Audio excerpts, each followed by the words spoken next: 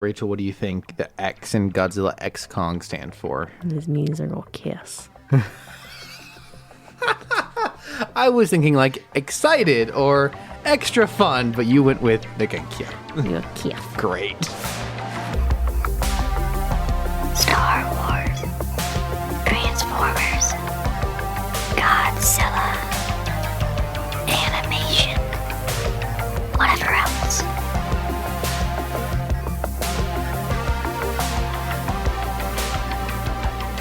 Rebels, robots, and etc. Well, now unfortunately it is Wednesday night, and that means Unfortunately, hold on. and that means and we are unfortunately in Rachel's apartment. I'm just trying to get a Rachel versus Cam situation going on. You wanna go record out in the hallway? Rach v Cam, the new I don't know, new something, new fight, new podcast, new beef. New episode, same beef. And all of that means that it is Starformerzilla night. Welcome to Rebels and Robots, episode 52. I'm Cameron. I'm Rachel. And this is our very slow, clunky opening to our podcast that we call Rebels and Robots and Rawr. That's not the working name. And this is our weekly chat about Star Wars and Sometimes Transformers every 7 episodes. we haven't had Transformers. We had a whole summer. We had a whole hot summer. And then we had Ahsoka Autumn, Ahsoka Autumnal Autumn. And then we had Monster Winterland. And then we are finally at the conclusion. Lots of wheezes if I had any input in these titles. You were involved. We are at the end, the final episode of Mon-March Madness, which has been our travel through the... It's not the actual... I think next week's our final episode. Okay.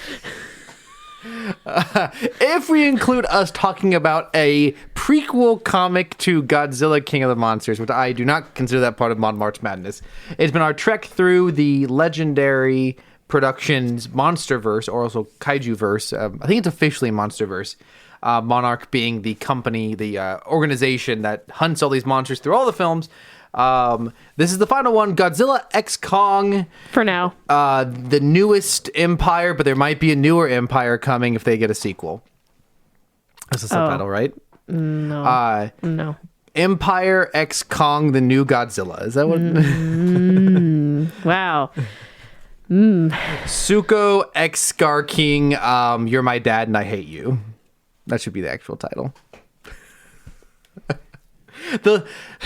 Rachel will not let me get away with anything. I just did not, in this movie, I did not realize that, well, we'll talk about it later. There's a detail that I did not realize, and I mentioned after the movie, and she's like, you didn't think about that?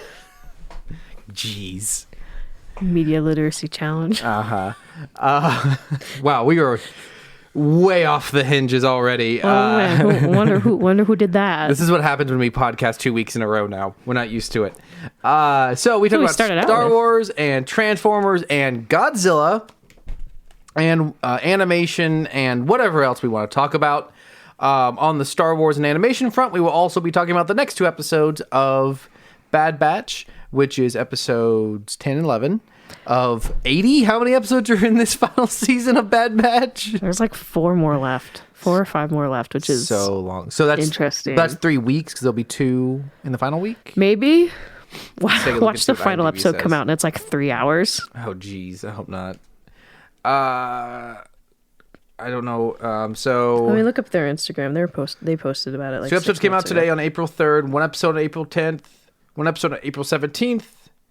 Episode 14 is April 24th. And episode 15th is May 1st. So no, there will not be another double episode. The episode 14 is the 24th, and episode 15, the final episode, is May 1st. So that will be the end of the season. So it's weird. I think they looked at their episodes and thought we can release 2 episodes at the end, or we can bunch together this really terrible episode where nothing happens in with an episode where something significant does happen. I think that's what their mentality was. There's no logical reason to have lumped these 2 episodes together other than knowing episode 10 is no good. That's just spoiler for our opinions. All of this to say, we are also continuing with Bad Batch Madness, which will continue all the way into May. Unfortunately, we have another month of this. It's funny how Bad Batch has been the majority of this podcast. Oh my gosh, I know. It's been mostly us ragging at it. Though it's certainly better than Monarch.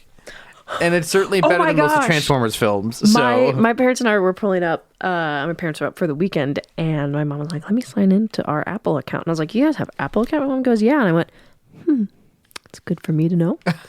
So now it's on my it's on my TV, and we were flipping through it, and an ad ad for Monarch Legacy Monsters showed up. My parents were like, "Oh," I just pointed out. I said, "That show sucked." And they kind of went, "Oh." And they weren't asking for more information, but I told them more information. So that's what this podcast was for a couple months. Us giving unsolicited recaps of a show no one wants to know about. But before we get to today's subject or topic, that still built absolutely nothing. It was actually counterintuitive to the idea of like making a show that can build out the lore of this universe. It did the opposite of that. It made it more complicated and confusing. My theory is that when they got taken off screen at the last episode, they just took them out back and just like shot them all. Just the final episode of Monarch season 1 fades to black, and then this text fades in, and they were all unceremoniously killed and off they were screen never after seen that. again. Before we get to today's subject, we always have news and recent thoughts. Rachel, what news do you have this week? Very, very important news from... Don't believe you. What do you have? I'm going to try to say it with a straight face, but I can't because I'm giggling.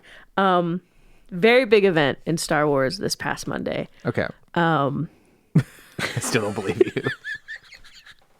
Just spit it out. Shut up. Very big event because Monday... April 1st was David Oyelowo's birthday. Oh my gosh. You sent this to me and I totally forgot about it. And why is that significant, Rachel? Because he's callous. Yeah. He's literally callous. Like he's like doesn't have any feelings towards things. Like he doesn't tend to voices Agent Callus from Rebels. Cameron tried to use context clues. Couch impossible.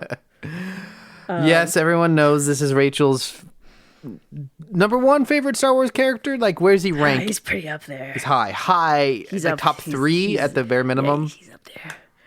Also, in conclusion to that, I texted Cameron about this, but Cameron left me on red a lot this last week. But that's okay. Our best tweet on Twitter is also about Callus, which is very funny if you ask me. We're up to like 5.7 thousand views. Phenomenal. It was all just me talking about the best fan cast would be Nicolaj Coster-Waldau for live action. When did you tweet that? Like how long ago? Like was it a week ago? It's the same day on Monday. So it was this last week. This last week. Wow. And congratulations on all of your success, Rachel. Thank you. We got 1 repost, 1 quote. Can I see? No, we've only been on Instagram a very short time. I want to see if I can see 2 bookmarks. I want to know what they. I want to know. Oh, that's interesting. Rebels and Robots Pod. I'm gonna see if I can see. Accounts engaged 9. Accounts reached 34. Yeah, not doing great. The most popular posts we've had are our main image that we have I have what's it called? Like anchored to the front or like pinned. Has 19 views on Instagram. So I just think it's funny because every time I get a notification, I just open up the notifications tab and it's just Nicolaj. He's just there. He's smiling. What other news you got? Actually saw this today. So this year is Transformers like 40th year anniversary of existence. Okay. And so in select cinemas, May 15th, 18th, and 19th only, they're going to be featuring... Oh, I didn't take the full screenshot. I'm sorry. They're going to be featuring the first 4 episodes of the original series in theaters. Oh, wow. That's interesting. I know. Are they going to upscale it at all? Is it going to be the original? It's going to be streaming off of YouTube. Can you imagine? It's just... oh my gosh, that would be so funny. It's like with the YouTube ads and all. So they had posted it is going to be the first 4 episodes and then an exclusive table read with Peter Cole and Frank Welker and more surprises is what they also said. Hilarious. So which is also funny because May 4th they're also doing Star Wars is doing theatrical marathons of the Star Wars movies. So we have an opportunity to spend an unholy amount of time in movie theaters in May. Sorry, I was reading something about Godzilla X Kong. Say that one more time. So I said,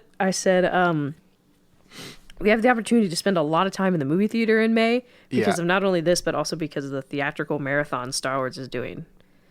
Oh, right. Yeah. So things that we could watch for free at home that we've seen before. I forgot things about that we can watch for free because my parents pay for Disney Plus.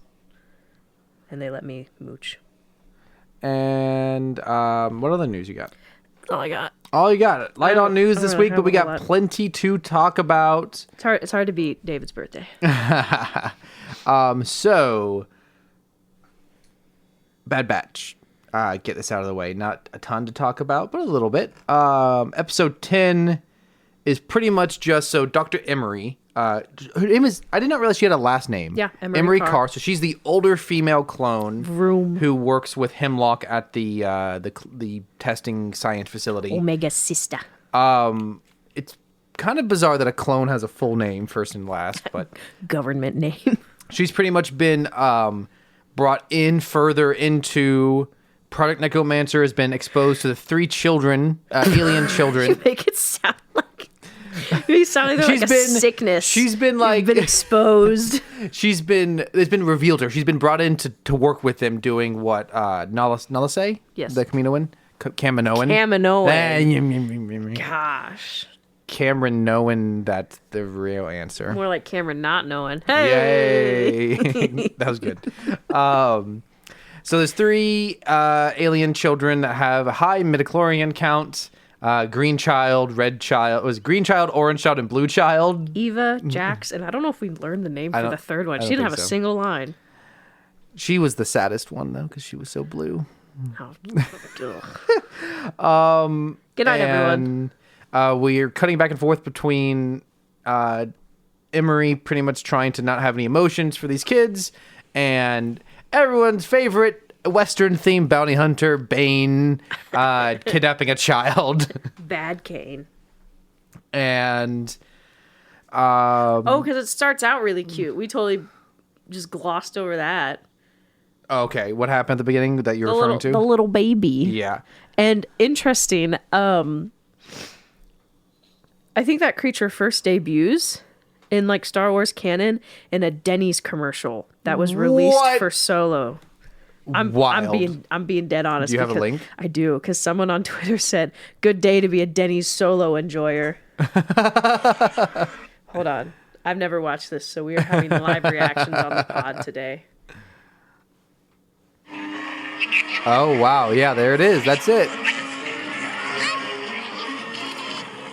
So this is seemingly the bar from Solo where they pick up what's his face? Lando? Lando, yeah. That is so loud. Oh yeah, this is definitely that bar. Yeah. Sure hope your hand's better than his. So for a second, okay, so it's kids who are supposed to be Han and that kid. See, he's got too strong of a jaw, so he looks like a weird de-aging effect on Han Solo. I'm not giving you Chewbacca. Now I wonder if that creature is actually in that scene. Because all those other creatures are from that scene. Weird. What a weird thing that whoever posted that just remembered from... If he's actually in... 7 years ago? If he's actually in Solo. It's been a while since I've seen the movie. But that commercial is from 7 years ago. Yes. That's a bizarre... Star Wars fans. Can I read some of the comments? I mean, mad props for the memory, but... These new aliens are cool and all, but where are all the OT aliens? Original trilogy. Yes, thank you. Very So anyways, meanwhile, during this episode, Hemlock is having to do what we all have to do. We have to try to pacify our boss who's threatening to fire us. Tarkin calls him up and is like, "You're spending too much money. I want results now." That's a terrible Tarkin impression. I don't know what that character was. So we get something that's been oddly reoccurring this season, which is blood tests. And you just said, man, they're really getting their money out of those beaker assets that they created. That was really funny. It's like, I don't know how many. And at the end, Your Emery... wife would like this season. Because she is a medical professional. Great. And at the end, Emery finally shows some compassion for one of the kids and gives, I believe it's Orange Child, one of Omega's toys that she left behind. So yeah, they are checking, it's like the clones, but they're checking children with high M counts. And the green boy, Jax, SP34 or whatever, I kept expecting them to say like SPF 50. Nice. Like the sunscreen. He attempts an escape and fails, and he ends up getting put in solitary. We don't really see him for the rest of the episode, but one thing that was interesting is that, because you mentioned this when we talked, because the last episode is talking about, Omega's M count is high. Does that mean she's force sensitive? And you had made a comment that, because Hemlock kind of explains, they're looking for high M counts. What they're looking for the M counts for is for blood that can replicate the M count of someone else. Yeah, it's not necessarily. I mean, they never explicitly say whatever they were actually testing the blood for. He says that the reason why Omega's blood is needed is not for its M count, but that it has a unique characteristic that allows it to be bonded with blood with a high midichlorian count that can then allow it to be replicable. Replicated. Replicable means it has the ability to be replicated. Recollectable. Anyways, but my thought was... Recollectable? We can recollect them? My thought was, because, so at least like in season 1, they established she's an unaltered clone of Jango Fett. Uh-huh. So does that mean Jango and Boba would have like the same trait? Presumably. Or it's the fact that whatever they did, whatever MGOs that they gave, or whatever like genetic modification that they did to Omega to like make her MGOs. What is it? NGOs. Non-government organizations. I think I got NGO mixed up with GMO. GMO, yes. Whatever non-government organization the Kaminoans work for. The number of times I got Gia's name wrong last week was horrible. Oh my gosh, that was so bad. Well, because her name, the way her name is spelled very similar to, there's an actor named Jai Courtney. And so I kept calling her Jaya because it's spelled very similarly. The J-I-A. Anyways, so yeah, that's the biggest piece of information we get from the... So plot-wise, we finally, as an audience, learn why they want Omega, which is not... It tells us about that Omega doesn't have a high midichlorian count, but it does kind of undercut the whole thing from the last episode where they were like, we need to know why they're after her. Not really. Now that we know the truth, we know that is not important information. Like, you just need to know that they need her. It doesn't really tell you anything about Omega herself. It's not like, oh, she has a high healing factor, or she's never going to age, or that'd be kind of funny, actually, if she was just a child the rest of her life. Seen that episode of Batman the Animated Series about that villain where it's like a young woman who's like not eternally, but like forever. Yeah. It's like she's like 6. Yeah. Same energy. But I would say this episode is trying to accomplish the same thing. There was an episode from a year ago, Mandalorian Season 3, where... I thought about that same thing. Yeah, it followed the ex-Imperial scientist and the other, the woman who was an ex-Imperial on Coruscant, and showed their life as being reconditioned into Republic life. I did like that episode better than this That one. episode was phenomenal. Here's why. Here's the difference between these two episodes. That episode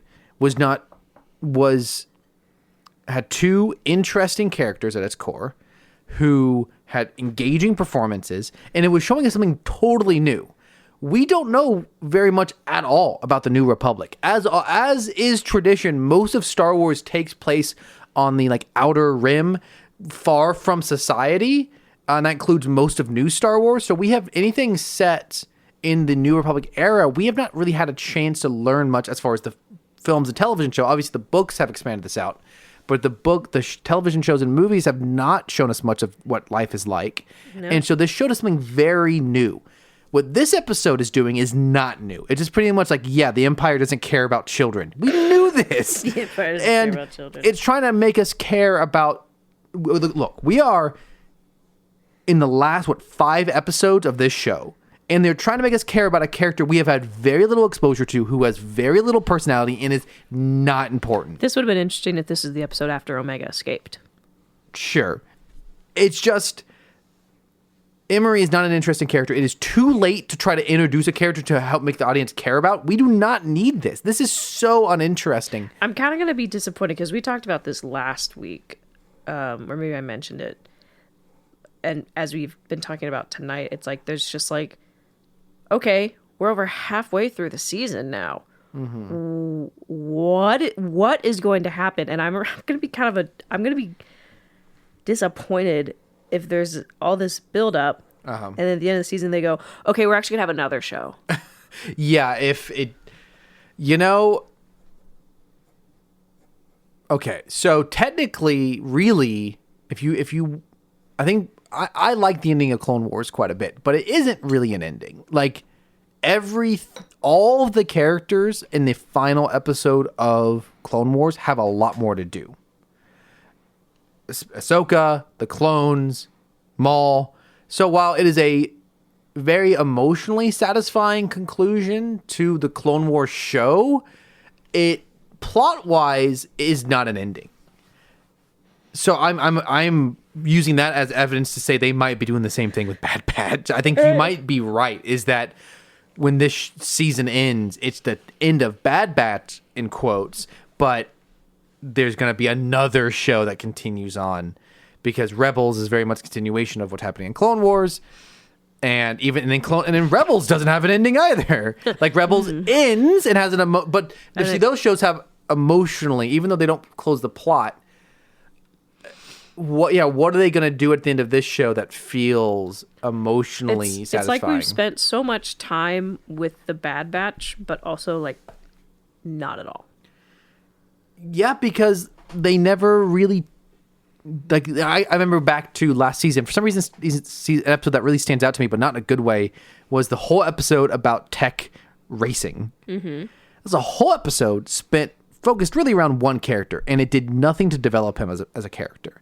That was why Tech. That's why I found Tech as a very uninteresting character, because they tried to make him too, not necessarily stoic, but they tried to make him cold and calculating, but he just came across as zero personality.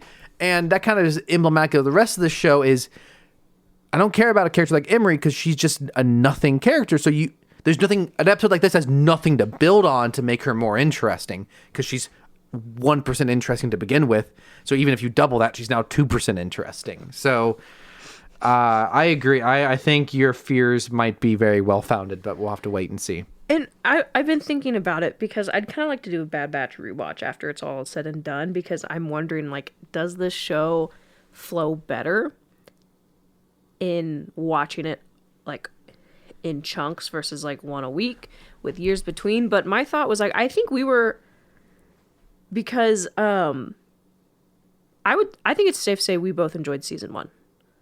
I was mixed on it. It was fun. It at least had there was a plot over the whole season. Yes. While there were definitely one-off episodes that didn't feel necessary, it did feel like when you like the overarching, they had to figure out about their chips. They were trying to figure out what happened to Crosshair. There's the twist with Crosshair having removed his chip. There was a overarching plot and conflict, and they didn't really necessarily, they were trying to get rid of Omega, if I remember correctly. They didn't want to necessarily keep her. They didn't know what to do with her. So there were things from episode to episode to keep interest. This season has been about them trying to figure out how to get back to a planet we've already been to multiple times. And now, spoiler alert, they just send Omega back. Like, the whole plot of this season has been worthless yet again. And I was going to say, I feel like we were with it up until probably about like mid-season 2. Sorry, I had some dirt on my ASMR, laptop. Rachel cleans her laptop. And like, yeah, it had like that overarching plot. I thought the ending of season 1 was pretty strong. Because you have the destruction of Tipoca City. You have them kind of having to band with Crosshair in order to save Omega before she drowns. And then they leave him there, which was just really funny to me. But I thought that ending was pretty strong and kind of set an interesting tone over what the next season would be. And then I feel like we were kind of with it up until about midway season 2 when it hit that halfway mark and we were like, okay, what's going to happen? Because I mean, it's no secret now that at some point there will be a clone rebellion. I don't some know. Point, I get more and more doubtful every episode. Let me manifest it, please. Or the hope that there is an air that it was building towards something. When Echo left to work with Rex, they're rescuing clones. Yeah. You have this plot of Senator Tucci? Chuchi? Something like that. Touch the Tooch. You know, the whole, and we see in the beginning of season 2 where the Emperor throws Admiral Rampart under the bus, who was the original antagonist. As you were describing good things about season 1, I realized that, like, at the very minimum, season 2 has that episode where they're trying to uncover what the Empire did on Tipoca City, and the Emperor comes out of nowhere, and he's like, "Look at this heinous act!" Yeah, it's such a good episode. Very specifically, only Admiral Rampart took part in. Who could have guessed? Off to the gulag with you. And that was so great because it was one of the few times Palpatine did something where like everything's fallen according to my plan, and it actually made sense, and it shifted the narrative forward where we explains something we didn't even know needed explained, how Palpatine in the era where the Senate was still around turned everyone against the clones. Yeah. Like, suddenly the whole the whole tone of this conflict of trying to get the clones treated well, which is a plot line I'm not realizing I've totally dropped. That's gone. Yeah. Was an interesting idea. But they kind of alluded to it in like that first episode or two where the two senators met, and then yeah, a very small reference in season 3, but like in season 2 that was an ongoing thread of trying to get rights for these clones post-war. Yeah, because that's where we found out about like those super clones. The guns with the serial number scratched off guns. That was interesting because they were trying to assassinate a senator who was trying to. That was really interesting, and I feel like we were really kind of with it, but then it felt like you can only build so much before it loses its impact, and there's like it's almost like like a dangling the carrot. That's what it kind of feels like at this. At least for me personally, like I feel all of this. I think I'd like to do a rewatch because one thing I think would be interesting is to go through and look. I'm not a professional writer, not a professional showrunner, but I think it'd be interesting to kind of see I think if you rearranged things, if you cut down on some things or condense some storylines, like say the first season, they get on Sid's bad side and then they leave to Pabu towards the end. And then the second season is this Pabu character growth development and clones rights rescue plotline. I think if it was a little more ironed out, it feels like there's just a reset button every time we start a new episode. Here's what I'll say. I think we're going to have a better chance to talk about this in a month when we finally can see. Like right now, it's really hard to talk about all of this. Like there's a lot still up in the air. We might feel exactly the same, or things we might feel very different until they might go 0 to 100 in these last 5 episodes. So let's get through episode 11, and we can talk about that, and then we can get to what we really want to talk about today, which is Godzilla X Kong. So episode 11 is significantly more interesting. It actually has the Bad Batch in it. Wow, Bad Batch being an episode of the Bad Batch. Who would have thought? Pretty much the Winter Soldier ghost clone. I feel like they did give him a name a few episodes back. Do you remember? I thought they gave him like a code name or something. Yeah, I don't think I have it written down. I still don't think it's Tech. No, I still after think getting it's Tech. So he barely talked in previous episodes, and at the beginning of the episode, where he started to talk more, I realized you really are going to chew gum on the on the podcast. You're going to chew gum. Brilliant. Well, I hope you have fun not talking the rest of the episode. Why? I cannot believe you. The stuff I have to put up with. He started talking more towards the start of this episode, and I realized, if he was a normal clone like Cody, for example, they wouldn't need to disguise his voice because he would sound like every other clone. But if he's a clone like Crosshair, like a Crosshair clone, Crosshair himself is a clone of a clone, or it's Tech, it makes more sense to be one of the Bad Batch. Well, and as we listened, it definitely sounded more like Crosshair. It sounded a ton like Crosshair. And you know what? If they cloned Crosshair, that's interesting to me. It's better than Tech, for sure. I guess we'll have to wait and see. So he tracks down Fee and steals some data off her ship, which leads him to Pabu. He parks exactly where Ventress parked last week. We need to put a gate on that which thing. Is like building a second Death Star and having the same weakness. But it's ridiculous that they have a known massive hole in their security on Pabu. Like, even just a few boards, they just boarded up that same cave. Just put a fishing net over it. Yeah. With like a bunch of bells attached to it. Or even like a proximity sensor, so that when someone does show up, they think they're being sly and you know they're there. These guys were the top of the game. Yeah. In the Clone Wars.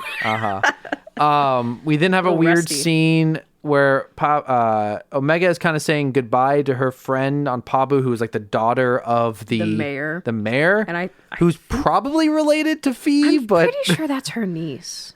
I think you're right. I think that's that would explain why Fee knows about Pabu, is because she's from here, but I don't remember that. But she like it.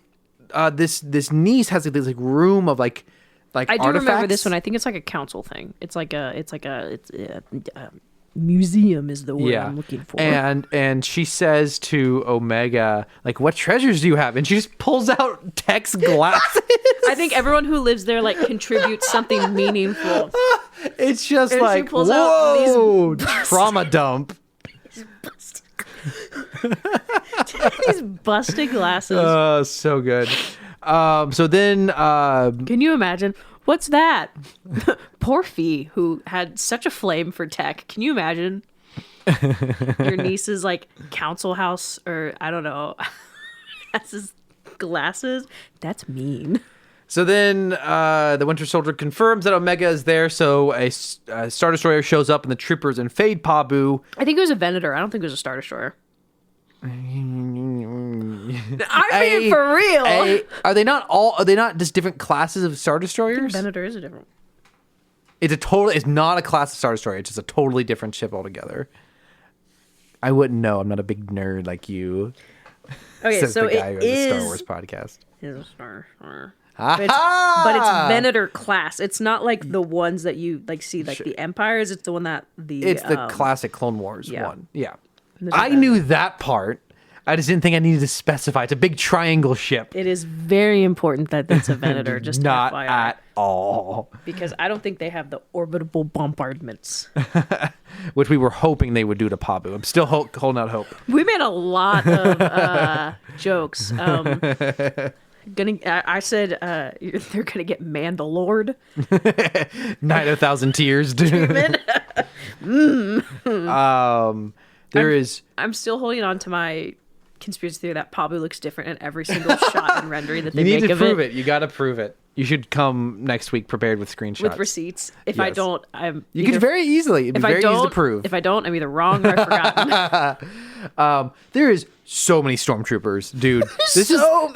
I understand that the Bad Batch are super dangerous, but like this is so many stormtroopers, and the fact that they still don't really accomplish their goal is ridiculous. And the Winter Soldier blows up the Bad Batch's ship, which in the process hurts Wrecker. Throws him in the water. And Gonki. We do not see Gonki for the rest of the episode. Missing in action. MIA for the time being. Hunter jumps into a clone gunship and has a... We missed a very important part. Well, I don't have a note for it, so it must make that not that important. So they start... they destroy the Bad Batch's ship, whose name I can never remember other than the Bad Batch's ship. I don't care. And the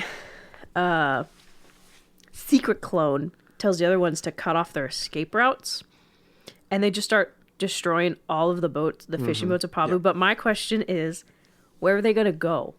Yeah. Pabu is the only island within like the entire horizon. What are they going to do? Paddle? It actually would have been better to let them try to get onto boats because they would have just gone out. Like, you would see imagine? Them. I see one ship leaving. Yeah, that actually would have made their job significantly easier. And so Hunter jumps on this gunship and has a really excellent fight with these. It's like a hand-to-hand fight. I actually quite enjoyed this small action scene. He pretty much ends up kicking them off of the gunship. And then the Winter Soldier snipes the pilot of the gunship so that it goes down, which is a baller move. That actually, I feel like that might be proof that it's got to be a crosshair. 100%. And this is all a giant red herring. What if this is an elaborate ruse? It might be. That the real Crosshair is under that mask, and the one who's been with Omega this whole time has been a clone of Crosshair. And that's why he's nice. Oh my gosh. That would be a good twist. Oh my gosh. Not only was... Wow.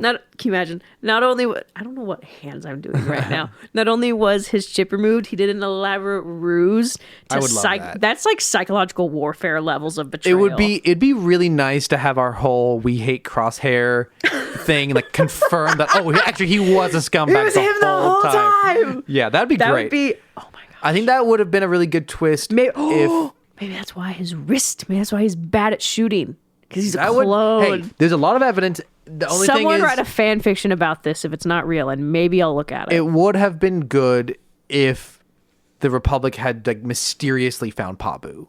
Like we saw how they found it. Oh, the Empire, the clones just conveniently show up. Then we would have known. Like that would have been seriously what you just said. Excellent twist. I would have loved that. There's no logical reason to think that they did that. It would have been cool. Yeah, it would be cool if this mysterious Winter Soldier character actually is just the original Crosshair. That'd be great. I will forgive everything about this show if they pull that off. I will actually, I'll forgive it. Twitter will be a nightmare to navigate afterward, but I'm here for it. So then Omega ends up giving herself up, thinking that I'll take some sort of tracker with me and you guys can track me back to Hemlock's base. The Empire was rather kind for the most part to all of the inhabitants. Yeah, they weren't killing anyone. No. They were like setting buildings on fire, but they weren't like... And even then it was mostly just like the ships by the water. Yeah. You had a really funny comment. Which was? So you're talking about actually being really gentle because they're like shoving people and they're arresting, but look, Andor Empire just would have killed everyone. But so... We're commenting on it, like, they're kind of being nice. Oh. And you just said, you just have to kill enough people. And I think I said, it's not a war crime if there's no one left to talk about it. Yeah. And you said you just have to kill enough people for it to be called a mining accident. Unfortunate mining accident on the previously undiscovered planet of Pabu. It was an island. How is there a mine? It was an accident. Wink. So Omega gives herself up. They take her communicator away, but I would assume there's no way their plan just failed. Like, if their plan was to, if I have a communicator on myself, they won't check me. And they checked her and they took away. Surely she has some sort of other communicator hidden on her somewhere.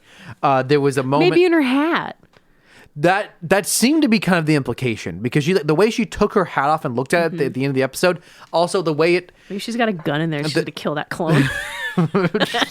I won't hesitate, Patch. She sits down, the way it zooms on her face, I just for some reason expect her to cough up the tracker. But as she's leaving, Crosshair tries to... fire a tracker and just totally whiffs. It's so funny. And it's not even, look, I'm going to be honest. He was also like, what, a mile or two up? Like, yeah. He was a decent distance He did nothing away. to lead the ship. Exactly. So he fires and the ship takes off, and it's a really funny shot of just the tracker whoo into the water. I don't know. It wasn't supposed to be comedic. It's supposed to be it's so funny. Gut-wrenching, but it's just good. Because it comes straight from the camera and you kind of see like the camera focus. It's woo. He could have made that if he had just 100% aimed a little higher, given a little bit of to take off. Arc. Even if the ship had stayed in the same place, he would have missed with the shot that he took. Yeah, true. He's not. Maybe he's a clone. Maybe he's a clone. But so yeah, my comment whiffed it. Crosshair. So Omega seems to have been snatched. Wrecker's been out of commission the whole episode. He's got a concussion for sure. You can't. I guess he was like semi-conscious, but if you're like knocked out for long periods of time, like you get brain damage. Like anything longer than like a couple minutes. Well, I don't think you can tell with Wrecker though, so it's fine. Gosh. He's had enough concussions to last him a lifetime. Hunter got dunked in the ocean 2 miles away after the ship crashed, so he swam back. Batcher's the worst dog. It's like the dog that in your house gets broken into. Instead of chasing them out, they get pets. Yeah. Omega Omega gets captured. They zip off into hyperspeed. And you, I was gonna say your comment that you said at the very end, okay. or were you gonna say it? No, I don't remember what it was. You just went, so cool, exactly where we were at the beginning of the season. The only difference between where we are right now and we were at the beginning of the season is that Crosshair's Crosshair's with the bad badge. Like, that's it. And they have a dog. And Wrecker might be dead. Gonky might be dead. More importantly, Gonky might have got gonked. I did think he's it's gonked funny. his last gonk. They did specifically have Gonky not on the ship when it blew up. Yes. So we have not seen him. He's MIA for the time being. He's going to show back up. But no body, though. He's going to show back up with 2 metal legs that are tall. What if the ghost, the Winter Soldier, is actually a clone of Gonky? That's why his voice sounds weird. He's getting translated from Gonks. Man. So bad show. So bad batch, bad show. I really times. Yeah, we can talk about this more. I really feel like we were with it until about middle of second season when we were like, okay, when are they gonna come on, do something. Yeah, really. So, and I don't know. I don't like to be a hater. I do. So I think it's more just I don't know. And I have watched all these shows within 2020 and on. So I think it's safe to say there's no rose-colored glasses that I'm viewing things through. Absolutely, yeah. I watched all the Clone Wars. It's a slog at times. Watched all the Rebels, which I really liked. And then with Bad Batch coming around the same time, so it's I feel like there's no serious rose-colored glasses for me. But I don't know. It's just kind of the show. Some people love it, which is fantastic. It just doesn't do it for me. For me, it would have to be different. It's trying to split down the middle of having episodic adventures and an overarching story, and it's doing neither well. because of the overarching plot, it's frustrating to see the episodic episodes because there's bigger fish to fry. Not that every show needs a big epic story. There's always a bigger fish. But it's kind of like, to go to an analogy outside of this, but like another series that can be very guilty of this was the Ant-Man 3. I still haven't seen that one. Ant-Man Quantumania. Ant-Man movies. Quantumania. The original film was a heist movie. Like, the Ant-Man movies are fun, not because they're big world-ending whatevers. It's because they're silly and they're literally small scale. And by the time you get to the third Ant-Man movie, it's like setting up the next big villain. And it's this huge, like, sub-universe, massive, like, Star Wars thing. And that Ant-Man should not be this big. The Bad Batch are not characters strong enough to handle such a big story. We should not be trying to handle all of this post Clone Wars fallout with these characters who are not strong enough to support it. Great story idea. Bad Batch, fun characters. The Bad Batch should be exclusively adventures, like episodic adventures, and then something else should be dealing with this topic. I feel like one of the things that works well, and I'm talking about it again, Andor. Mm-hmm. Yes, Cassian leaves and he goes on that heist. But the cast is small. Mm-hmm. The locations are confined. So you routinely go back to those locations, but each time it's building on. And it's just not quite doing that in Bad Batch. Like you have Ferrix. Why does everyone want to go back to Ferrix? We love Ferrix, but everyone's going back to Ferrix. The Imperial Bureau. There's like main locations that they keep going back to, and there's always building that happens there. So by the time everyone's back in Ferrix at the end, it's all culminated. But you have so much that feels like it's being crammed into 1 or 2 episodes that they're trying to accomplish. You know who's also in Andor? Sergeant Linus. And Sergeant Linus? Who played by Alex Ferns. You know what else Alex Ferns is in? Godzilla X Kong. And Chernobyl. Well, yes, but that's not relevant because we're talking about Godzilla X Kong. It is relevant. We've talked about Andor and... Not relevant. It is relevant. We are talking about half Godzilla of Andor is essentially Kong. Chernobyl. Time to talk about Godzilla X Kong. So, I got a story to transition into. So, it's Friday? Friday. It's actually Wednesday. It's last Friday. I go to get the mail. I get the mail. I bring it into my house. I'm flipping through the mail. There is a piece of mail from the Red Cross. I'm not surprised because I've donated blood there before. You're wearing the same shirt you wore yesterday. I look through the Red Cross and it's trying to get you to come donate blood. Well, guess what? This piece of mail convinced me to come not just give blood, but give platelets, which is a 2-hour process. Well, they not with money, but with a T-shirt. The T-shirt I'm currently wearing, which I also wore to the movie last night, which has a minimalistic design of Godzilla versus Kong, and they both have the red stripes on their arm from, like, they donated blood. The ones that you get when you donate blood, specifically. Yes. Not to signify that you're part of a German regime from the 1940s. Emphasis. So I literally shed blood for this podcast to get this shirt. Oh my gosh.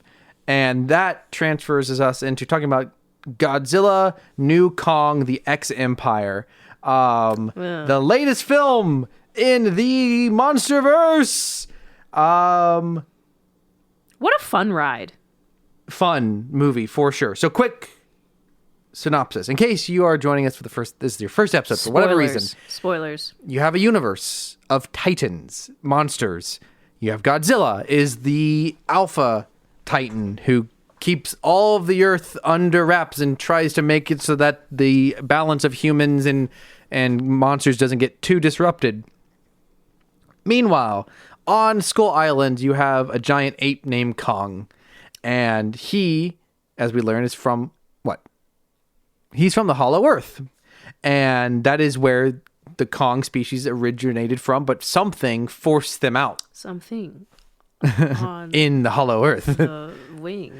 And in the last film in the series, Kong was the humans used Kong in order to get into the Hollow Earth, and this thus bringing Kong off of the island brought about the natural rivalry between the Kong and Godzilla species, but they ended up having to team up and form an uneasy alliance to fight the Mechagodzilla created by humans. And at the end of that fight, very uneasy alliance. And what we now learn in this episode, this movie, which clarifies something about the ending, which is by Kong returning to the Hollow Earth, that is his realm. The surface area, the surface of the Earth is Godzilla's realm. So as long as each of them stays separate, then it's all good. They don't have, that's their territories. And so the humans have been monitoring Kong. And from the last film, so on Skull Island was the human native tribe of the Iwi. They got all wiped out by a storm. One survived, a young deaf girl named Gia, and she communicates with sign language and taught Kong sign language. And so this helped establish a connection between the humans and Kong. They're studying him in the Hollow Earth, and he's living on his own. He's, as far as we know, the last Kong. He's all by himself. And then Kong finds that there's an even hollower Earth. Okay, so it was, what did they call it? The subterranean realm? Is that what they called it? It's a little unclear to me whether this is under where Kong was, because they keep returning back to where he was really easily. Unless it was like a tunnel. Yeah. That just like came out to a new location that they just hadn't I think that's what it was. So what they say is that they've only explored 5% of the Hollow Earth. Mm-hmm. We do know things get kind of wonky. We know from the Monarch show that if you travel to at least certain parts of the Hollow Earth, there's weird time travel, like time displacement elements going on. None of that in this movie, though. Yes, conveniently enough. I don't think they want to deal with that because they want to go to and from the surface and back to it frequently. Maybe the Monarch show introduced that and they're like, no, you shouldn't have. Yeah, that's why. I think that's why it's specifically the Axis Mundi. Axis Mundi, yeah. So at the very least, we now are exploring a different part of the Hollow Earth where we now see more Kongs. And they have been pretty much enslaved by the Scar King, which is a giant orange orangutan-looking Kong.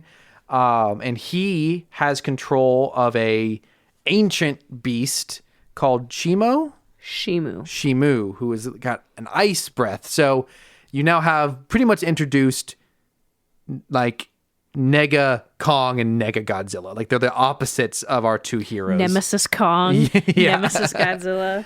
Meanwhile, Kong, much like in Godzilla vs. Kong, knows what's happening in the Hollow Earth somehow and knows this is coming. I don't know how he knows it's coming, but he's preparing for it. Godzilla, not Kong. Yeah, sorry, Godzilla. And so he goes, and we'll talk about it in a minute how, but he gets powered up in preparation for this fight. It was interesting we were watching. Monarch picks up weird pulses that are coming from the Hollow Earth, and they go, it's like a call for help. Yeah. And we were like, oh. And they managed to explain essentially all of the information that Monarch Legacy of Monsters was trying to explain in like 2 minutes of exposition. And you know what? I don't hate exposition all the time. I think it worked. But Gia is also having visions of these symbols. There are 3 triangles. She's having, weird visions. And so they go to explore it.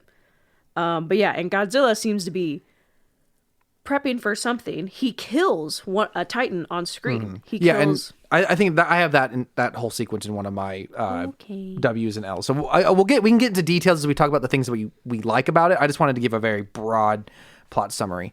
And feel free to that was necessary because I forgot that is how Kong knew something is coming, because so the humans follow Kong down into a ravine. I keep on saying Middle Earth, the Hollow Earth, and they discover an even more ancient tribe of Iwi living down there. and they are the ones sending this like psychic signal out into the Earth. I think they're calling for. Are they specifically calling for Godzilla, or are they just? I believe so. Yes, they are calling for Godzilla for help. And Kong gets the crap beat out of him by Scar King, and he shows up in the same area. They give him a mech arm because he got his arm frozen by the ice blast from Shimu. Kong then goes to the surface. You haven't mentioned someone. Oh yes. So you can explain that part. So when Kong first goes into this unregistered, unmapped location, he encounters what is a fake. I touched Athena's tail as she walked by. What is a fake out of a tiny Kong, a little orange, orange Kong, and there's a fight scene that we'll talk about later, but eventually, yes, I will talk about that later for sure.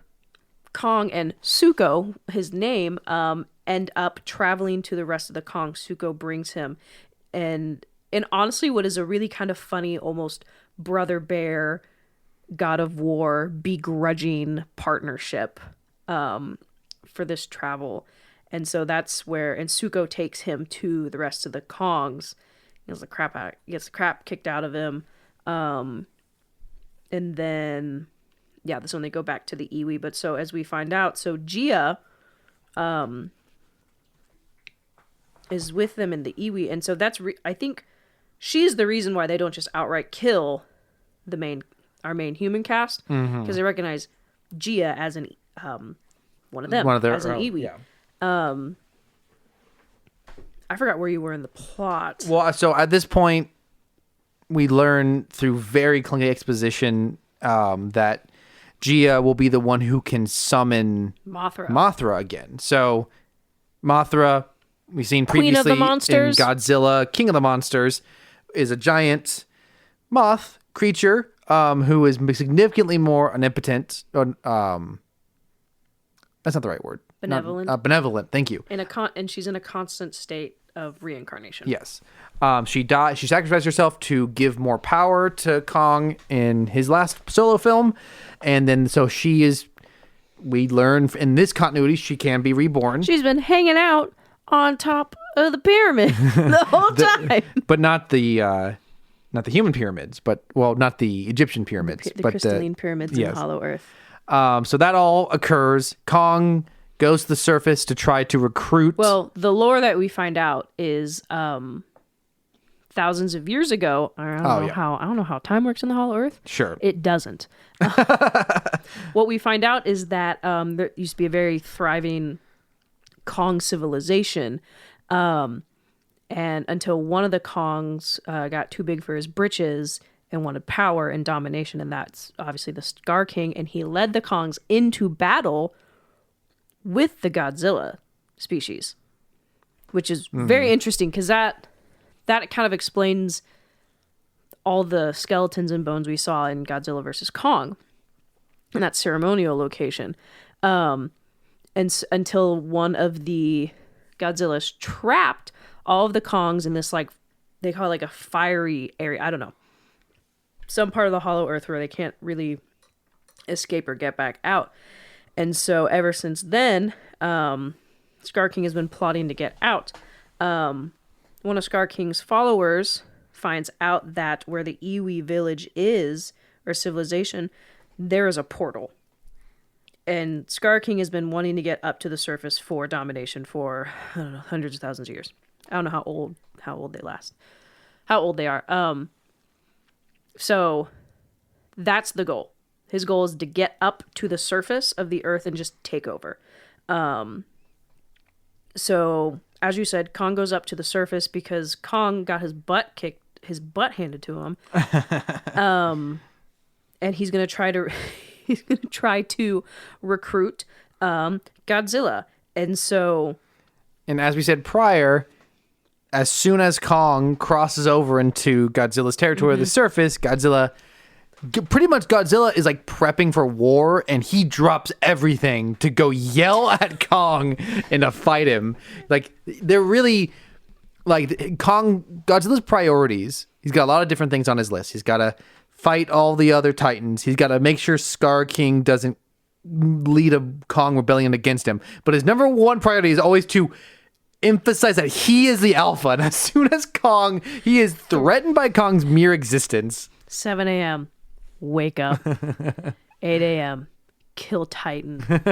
9 a.m. Yell at neighbor. And he does so, the first yelling, in similar... We can talk about this in good stuff. The yelling is so good. So they fight. In Egypt. In destruction of the pyramids. Go ahead. Just important because I'll come back to it. The portal that Kong goes through takes him to Egypt. Yes. Under the pyramids. And they fight for a bit, and then Mothra shows up and saving Kong's butt. Yeah, pacifies Godzilla. Oh, who is pink now, by the way? He's got pink spikes on his back, and his blast is pink. We'll talk about that more. And this, for some reason, convinces Kong or Godzilla to join voices with Kong. Mothra's his lady. And so they go to the Hollow Earth. They fight all the other apes and Shimu for a while. And Suko's there. And Suko is there. We'll talk about Suko for sure. Their goal is to try to stop them from getting to the surface. And by doing so, they move these crystalline pyramids, which removes the gravity. I do not know how that works. I'm not really going to question it all that much because you get a funny mid-air battle yeah. with terrestrial beings that should not be that high in the air. And then... But Scar King and Shimu do end up making it to the surface. Mm-hmm. They appear in Rio de Janeiro. We get image of frozen Jesus with his arms out. They fight. Inevitably, they win. The good guys win. They free Shimu, who helps them to defeat Scar King. Godzilla goes and takes a nap, and Kong returns to seemingly rule over the remaining Kongs back in the Hollow Earth. Yeah. And that's the movie. Let's start with so we established last week that our new structure is dubs and L's. I think this movie has a healthy balance of both, but mostly the strong points definitely stand out. What's your first dub, Rachel? You know what? One thing I enjoyed was how expressive all of the Titans are in this film. And so there's something, it is interesting. It's almost like a bit of a personification of them in this film that they tried to do in Godzilla versus Kong, which just didn't really work. When I say don't really work, I don't think they committed to it. Yeah. So Godzilla 2014 and Godzilla King of the Monsters are they're animals. They're very animalistic. That is how they react. That is how they interact with each other. And then Kong versus Godzilla, in this connection with Godzilla connecting with Kong connecting with Gia, they have more of a humanization of him. And it's like they tried to do it with Godzilla a little bit, but you get that scene of, why did Godzilla laugh? And it sticks out enough, you're like, huh, okay. And then this movie, I think it just runs with it from the get-go, and it works. It sets that stage because from the beginning we see Kong, when Kong loses his meal that he hunted to Doug. And he just he's like, you guys can't see it. He just makes this face that's very expressive of well, now what? You have Scar King laughing at Kong for his dental implant. Yeah. Yep. One of the sidelines is Godzilla had a rotten tooth, and so replaced with a metal one. This is the first major piece of conflict in the movie. It is that Kong needs dental work. We need to get Kong's dental work done before Godzilla finds out and kills him.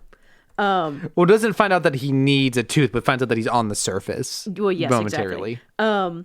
Scar King notices Godzilla or Kong's metal tooth and laughs at him, which was just it was funny. I don't know about you, but I did not watch the most recent trailer for this movie, and I didn't. I believe that the trailer had this moment in it, and I kept seeing this screenshot of Scar King just pointing with his very long arms, just pointing behind him at Godzilla and like looking almost Kong. into the camera. Yes, thank you, was Kong. gonna say And looking almost into the camera and laughing. And I thought this was a totally photoshopped. I was like, where is this image coming from? I was shocked that this is in the actual movie. It is such a bizarre, kind of frightening moment. Yeah. Because it's kind of uncanny in a intentional way. Yeah. So I totally agree. So they're all expressive. And granted, you kind of get that with primates because they have eyebrows, and a little more facial structure, kind of similar to eyes front, nose, mouth. Godzilla doesn't really have eyebrows. He can squint though. He can look mad. But in terms of structure for like expressions that we would recognize. And there's even like this interesting nod that Kong and Godzilla do at each other at the end, where they're like, yeah. And Godzilla's like, get off my property now. But so it was, I don't know, it was fun. I think it gave him more personality. I agree. I think the movie does an excellent job of having visual storytelling and the Hollow Earth stuff. I mean, there's a whole very long segment, probably the strongest portion of the movie, which is where Kong goes into deeper into the Hollow Earth, the hollower Earth, the even hollower Earth, meets Zuko. Final Earth. I think this is a good time to talk about the funniest moment in the movie. So we'll take a quick sidebar. When he comes down into the even hollower Earth, he meets multiple other Kongs, and they jump him. Man, they're on him. They even have weapons. They have like knives. Mm-hmm.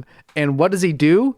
He grabs Zuko, the little guy, and starts beating the crap out of the other Kongs with Zuko, and then throws Zuko out one of the other Kongs as a finishing move. And it is hysterical because I think it's very easy to think this character is going to be annoying. Zuko, this character, like, this is just going to be a weird comic relief.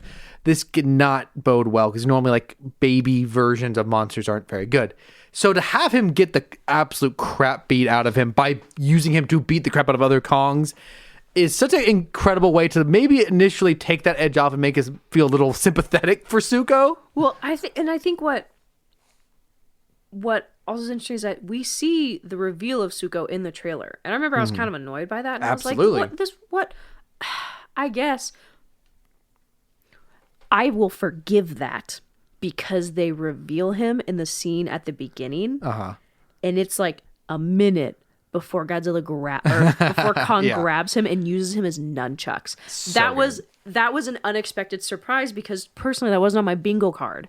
I'm like, a little Kong. I bet Kong's gonna like adopt him.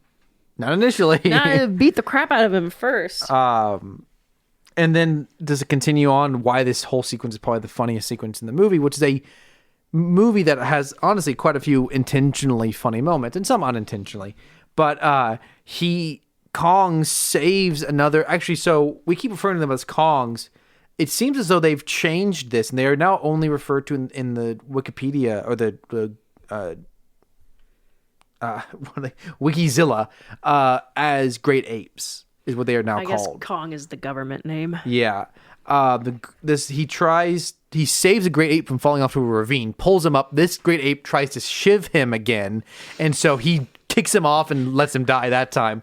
Hilarious also. And then another one escapes, and Kong does what is a joke that I almost always find funny, which is where a character is running away and the other character just picks up something and throws it very high and ends up conking the other conking him in the head. That was funny. He then Kong forces Zuko to lead him to where all the other Kongs are on the way.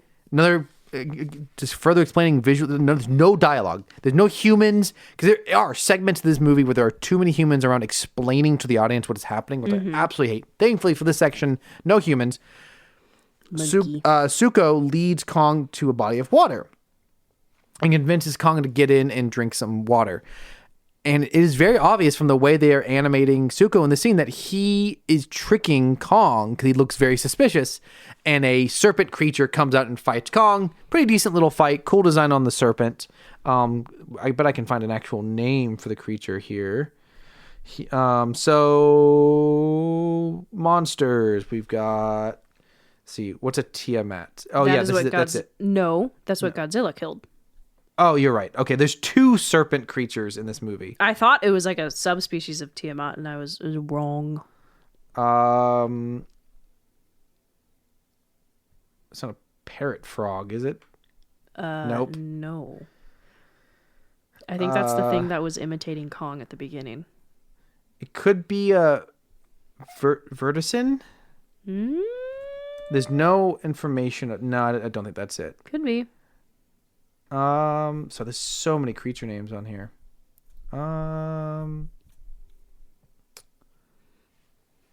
Anyways, okay, not exactly finding the information, but serpent thing. Just quick aside, there on the list of monsters is something called a hollow earth grub, which I find very funny.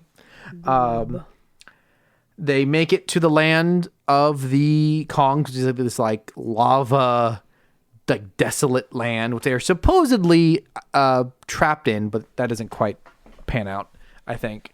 Kong shows up. Pretty much, we now can see that Scar King has like enslaved most of the great apes, and one like drops something or like messes up and starts to get like beat by one of the like slaver Kongs or great apes. Kong helps up the one that's fallen over and gets yelled at. Oh, great moment. It comes up and just like yells in his face. The camera cuts to an angle of just that ape yelling at him, and Kong's fist comes from off screen and just knocks him out in one punch. Scar King then is revealed and gets into a fight. Oh, first he kills Suko's, we presume is Suko's mom. That's right. That's in the sequence, right? I was gonna say I didn't know who it was afterward, but after looking to see what other people said, he kills Suko's mom by kicking her into lava. And kind of like I don't know what that was. That was weird. I have no idea what that was. Like what did this ape do? Like talked back to Scar King. Oh, Scar King got pissed at Suko. So this is all visually conveyed. So it takes some interpretation. Scar King gets pissed at Suko for leading Kong here, and goes and like. And I'm pretty sure, is that not the ape that escaped from earlier? I'm not sure. I thought it looked very similar. They all look the same to me. So, is like roaring and being very mean to Suko. This ape steps between them. Mm-hmm. Scar King acts like he's stepping down, turns away, and then just behind him kicks this ape off into a lava ravine. That then provokes Kong to fight him. They get into a fight. Scar King has around himself like a giant. It's a whip. It's a whip, but made out of a spine. It's something spine. I'm now realizing on the end of this spine is a pointy thing that allows him to control Shimu. I'm guessing, is this possibly the spine of another of Shimu's species? I just assumed it was one of Shimu's. But I guess like potentially the fact that this thing is attached to the spine is it might be the spine of another of Shimu's species that he killed. Maybe. I mean, I'm just totally speculating, but like it would make sense. It's a really thin spine though, for what one of Shimu's kind looks like. I'm gonna see if perhaps it almost the way it snaps would almost imply like a snake. Yeah, it's possible because it has a skull at the end of the handle and it's small. So Shimu is actually the character name. Yes, and the species is just reptilian titan. Well, it's kind of like how it's like Titanus Kong. Yeah, and Titanus Gojira. And so they have a great fight, and then Kong is about to defeat Scar King, so he summons Shimu, who pretty much forces Kong to go on the run. You know, interesting that Scar King keeps Shimu, ice kaiju, behind a wall of lava. Yes. All all of this is just purely visual. That was my point. And in recounting this whole series of events, this is all visual. And this is probably my favorite sequence in the movie. It's just like so few other movies are willing to be this. Monkeys being dudes. Yeah. So you get pretty much my favorite things in the movie. You get Zuko getting character development. This movie really actually makes you care about Zuko. Even though he looks like Golem. I agree. His eyes are too big. Scar King, phenomenal villain. This is also his shining sequence. After this, he's just kind of fighting the rest of the movie. He doesn't really do anything the rest of the movie that like makes him more villainous or not villainous, other than the way he like uses the like pointy thing to control Shimu is very like there's a lot of hand acting going on. He's not just pointing it. It's very like devil like a wizard with a wand. But this sequence is the most character development he gets and makes him very scary and it makes you hate him. And you see that Shimu is also imprisoned and gives some personality to that character as well. Kind of metal that Shimu's shackled with more bones. Yeah. They look like chains, but they're bones. Okay, so what is your first L?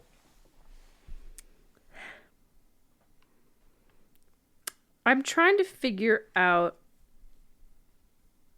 because there's a lot of explaining, and I was curious if this decision was made because of so much kaiju focus or because so much of the plot revolved around Gia, who's deaf and doesn't speak.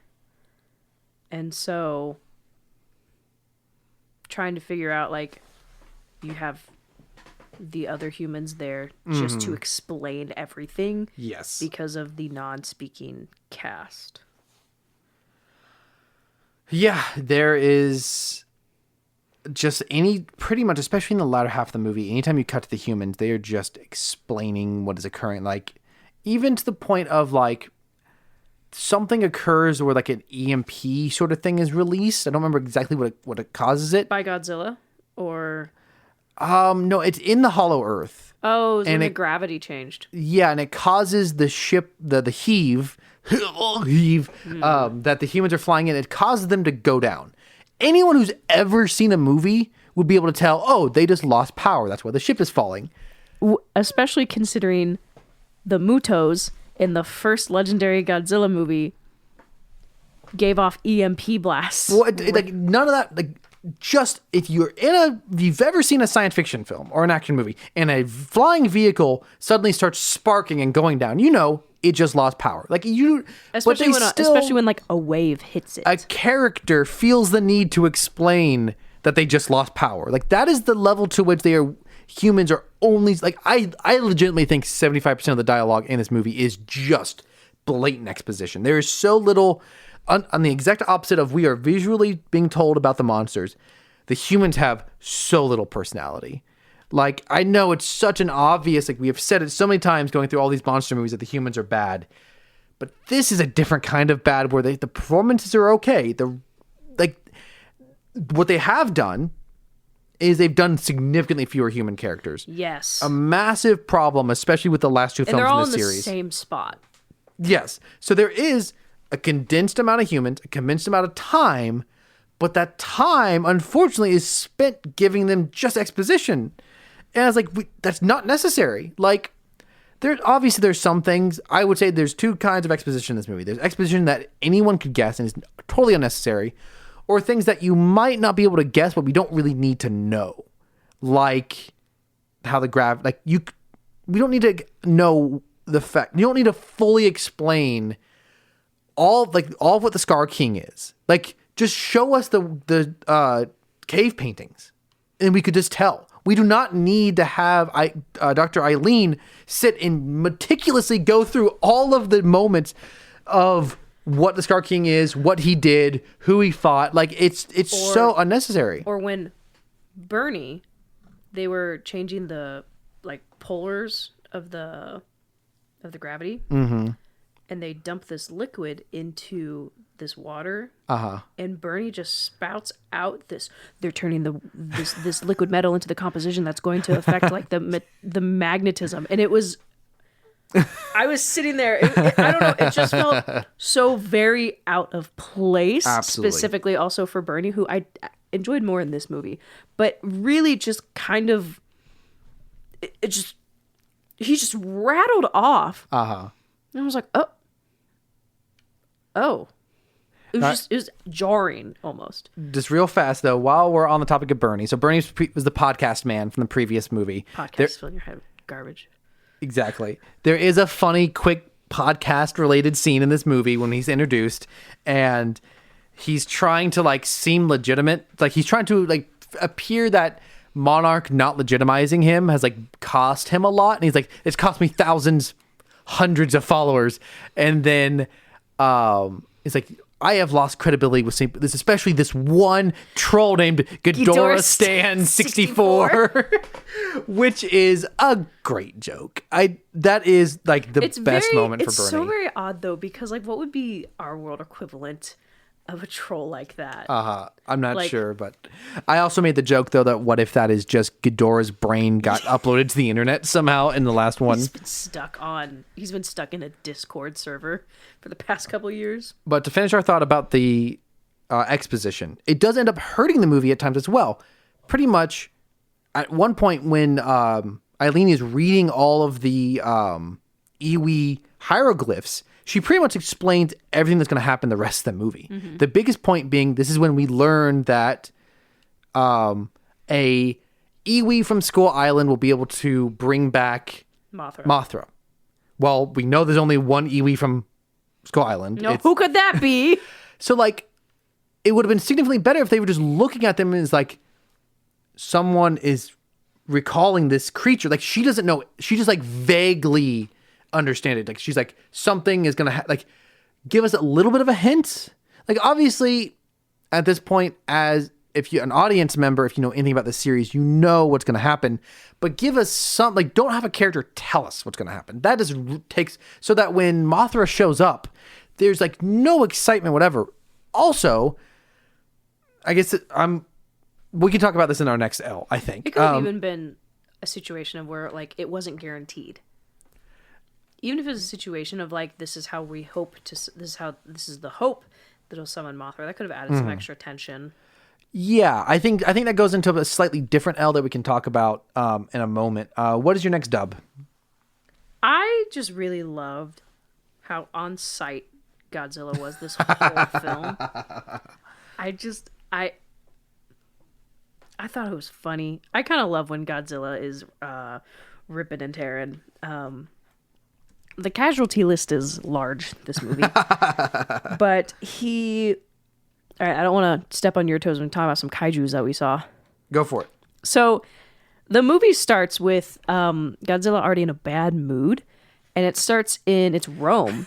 Does any Godzilla movie start with Godzilla in a good mood? Valid. He's pretty much perpetually either napping or pissed off. Those are his two modes. So he's just like our editor Athena. She's around the corner. So Rome is being attacked by another kaiju, Scylla, who we see at the end of King of the Monsters. She is the long-legged crabby gal. Yeah. And he kills her. Just destroys her. I don't know. And she's like acting out for some reason. This is the third time they've fought. Yeah. Did you know that? I believe it. They fought in other novelizations, and Scylla has lost every single time. So, at this point, I don't blame Godzilla for just going, I'm going to have crab legs for dinner tonight. I'm sick of it. So he destroys Scylla, and then he goes to nap in the Great Colosseum, which is hysterical. Very cat bed. Also in this fight scene, they destroy the Temple of Athena. Oh, they do. So... Shout out to our very own Titan in the house with us. She's not paying attention. So that, and then the scenes, at least until Godzilla becomes more of a force in the later movies, are Godzilla's on the move again, and he goes to France, takes out a nuclear power point. This is not Transformers. There's no PowerPoints. Takes out a nuclear power plant, zaps up all the radiation. Fortunate for anyone else. And then he leaves to go to the Arctic Circle. And I was actually very excited about this because there's a submarine following him, and they're like, how many kaiju are in that ring? And it's funny because they pop up the map and like 6 different flags show up. Apparently, I think it was a radiation hotspot. And so they go, the big one that lives out there is Tiamat. And I was very excited for this one because Godzilla has fought Tiamat in a previous comic, and Tiamat almost actually got him. She almost drowned him. It's funny because the submarine beats Godzilla there, and the submarine narrowly avoids getting hyper beamed by Godzilla, who busts his way into Tiamat's lab and takes Tiamat out in like 2 minutes. He's just murdered. So very interesting element, quick aside, very interesting element of the Wikizilla page here. It has enemies listed. Number 1, Godzilla, obviously. After that, Aquaman, Wonder Woman, Hawk Girl, Wonder Girl, Red Hood, and Nightwing. I guess Tiamat has made an appearance in the DC universe as well. I think there might have been a crossover comic at some point. Oh, that's right, yeah. But so Godzilla destroys Tiamat, moves into her house, and power naps for a couple days, feeding off radiation. And so it's just very I just really enjoyed how Godzilla was not holding back. He was like, I'm gonna kill every single Titan I come across right now. So especially when he finally encounters Kong, because you get this funny scene of Kong who's come out of the portal, and he's like trying to convince Godzilla to go down into the portal with him, and Godzilla is just no eyes for anything else except for Kong. He's like, I'm gonna kill you. It was just funny. Also, speaking of Godzilla, some interesting attention to detail. So we kind of talked about this a little bit. There was a kind of almost like zero gravity fight scene in the Hollow Earth between Shimu, Scar King, Kong, and Godzilla. Godzilla was really the only one was really kind of winning that fight because I don't know if you noticed it. He just started swimming through the low gravity. Oh, yeah. I don't know if you saw that. I just thought that was kind of interesting because you have a Shimu who is struggling as a 4-legged terrestrial, and Godzilla rolls with it and starts swimming, and he starts throwing punches like no one's business. So I don't know. It was just kind of fun. I was like, that makes sense. Doesn't make sense how he sits at the top of the ocean, but we know how he acts in low gravity. Yeah, we didn't see his tail twirling, so it doesn't confirm that fan theory. I will add to that. I just love all of the Hollow Earth stuff with the monsters. I mean, I talked a lot about the whole segment where we meet Scar King, but like, I think in contrast to when we saw the trailer, I think we talked about on this podcast, we were really concerned that all the Hollow Earth stuff would feel off, that it would... Because they cut so much out of the last one. I mean, I think the word that we've used through this entire Mon-March Madness has been scale. Mm-hmm. Sense of scale is just like, why do you want to watch a monster movie? Because you want the big things to feel big. You big like lizard. The thrill, the horror, the excitement of seeing a giant thing knock over another giant thing. Keyword giant there. You want it to feel giant. So you go to Hollow Earth, where everything's big, you kind of might... And then also there's like weird gravity stuff going on, a lot more than I think we anticipated. You could have a huge chance to make it feel like just CGI things floating around and bumping into each other. I think this movie did an incredible job of, at all times, things still felt big. Even in the sequence where Kong is fighting Scar King amongst the other giant apes, theoretically at that point, they're all just normal size to one another, but it's still somehow managed to make them feel big. It's probably camera angles. Suko helps with it, having Suko something smaller there for contrast, and then also having Shimu who's bigger, so you still have bigger and smaller things. They nailed the weight of everything. It's really when they go back to Earth, especially the final battle, where they lose a sense of gravity. Ironically, you would think a battle in a city would be the best example of this, but for some reason that final battle is really rushed, and I think it's possible that may have been added late in production just because it kind of it's unnecessary. Like nothing needs to happen there. Everything that happens there could have easily happened in the Hollow Earth battle. The bigwig producers went, more destruction. So it's possible that at late in production they said, no, we need a city destroyed. We need to even though they destroy the 2 of the pyramids of Giza. What a good time to not live in a urban coastal city. And just because I don't know if I'll come back to it, one of the absolute, just like, if you want an idea of what this movie is like, whether you're going to like this movie or not, what I would say is the climax of this movie is, or at least the beginning of the climax, is Godzilla and Kong, and you've seen it in the trailer, running towards the camera. And Scar King is riding Shimu at them. Kong hops on Godzilla and then jumps off of him. At the same time, Scar King jumps off Shimu, and it cuts to a wide shot in slow motion of the 4 of them running at one another. Very Infinity War. And then, still in slow motion, cuts to a close-up of each monster's face. If that doesn't sound absolutely incredible to you, don't bother watching this movie. If that does sound amazing to you, you're going to like this movie. I think that's the point at which the movie is like, I don't really like, this movie has its problems, but this moment has been earned. I love everything that's happening right now. I love why it's doing it. I love who's involved. Yeah. So I think we can, do you have a stronger, I would say we like this movie, so you probably have a stronger point to end on a W, I would guess. So let's conclude our L's now, and then we can conclude on a W to wrap up our review. So what are your big L's you'd like to include? This is kind of goes along to your exposition point, but like I want more lore.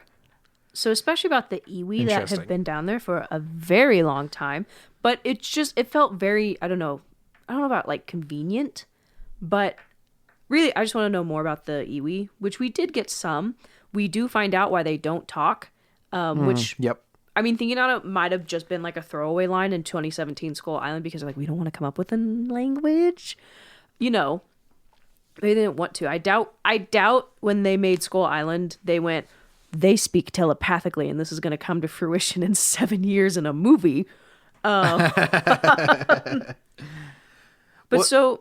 What? No, you can keep going. Listen, I feel like so much was just glossed over about this ancient civilization that's been calling for help and has this prophecy and knows all of this information. It was just like, I felt it was really rushed over. I feel like we could have taken a whole lot more time there. That's an interesting point. I'm trying to think if I agree with that. I think I mean, one of our big points so far, at least for me, has been that there's too much exposition. So I don't want any more exposition in that sense, at least. I mean, exposition that just explains things that are happening on screen, obviously bad. But even like lore exposition, I'm really weary of. I think what's been fun about this series so far, lore-wise, is it's mostly vague. And it's just kind of there for you to discover more than to be told to you. And like, they gradually revealed the Hollow Earth stuff. They gradually, like, I think I would say that Kong Skull Island is the best example of most things in this series, including lore, is you did have an info dump from John C. Reilly's character to give you just enough information about what you need to know, and then left some other things open for you to kind of figure out on your own. But I still think like it worked because it did hold back, but it held its punches carefully. Like I said, I think this could have worked, but because it was just so convenient. And it was so much conveniently placed. Sure, absolutely. Oh, good thing Gia went down there with them. Yeah. Good thing, I don't know. I also find it really interesting that Dr. Eileen, how long has she had all this information about the iwi, and she happens to read the night before that the iwi believed someone from Skull Island? I'm pretty sure she reads it from that book, like the night before they go down into the Hollow Earth, and I was just kind of like, oh, good thing you read your book that night with your glass of wine. You know, and I think what we're kind of talking around what might be the problem here is that just a few more minutes here and there added to a few things could fix the problems. All of those minutes are taken up by probably one character who doesn't need to be here, which is Trapper, the Australian Titan veterinarian. Specifically, he's our dentist for the movie. Why he goes to the future jet Jaguar pilot. I don't know what that is.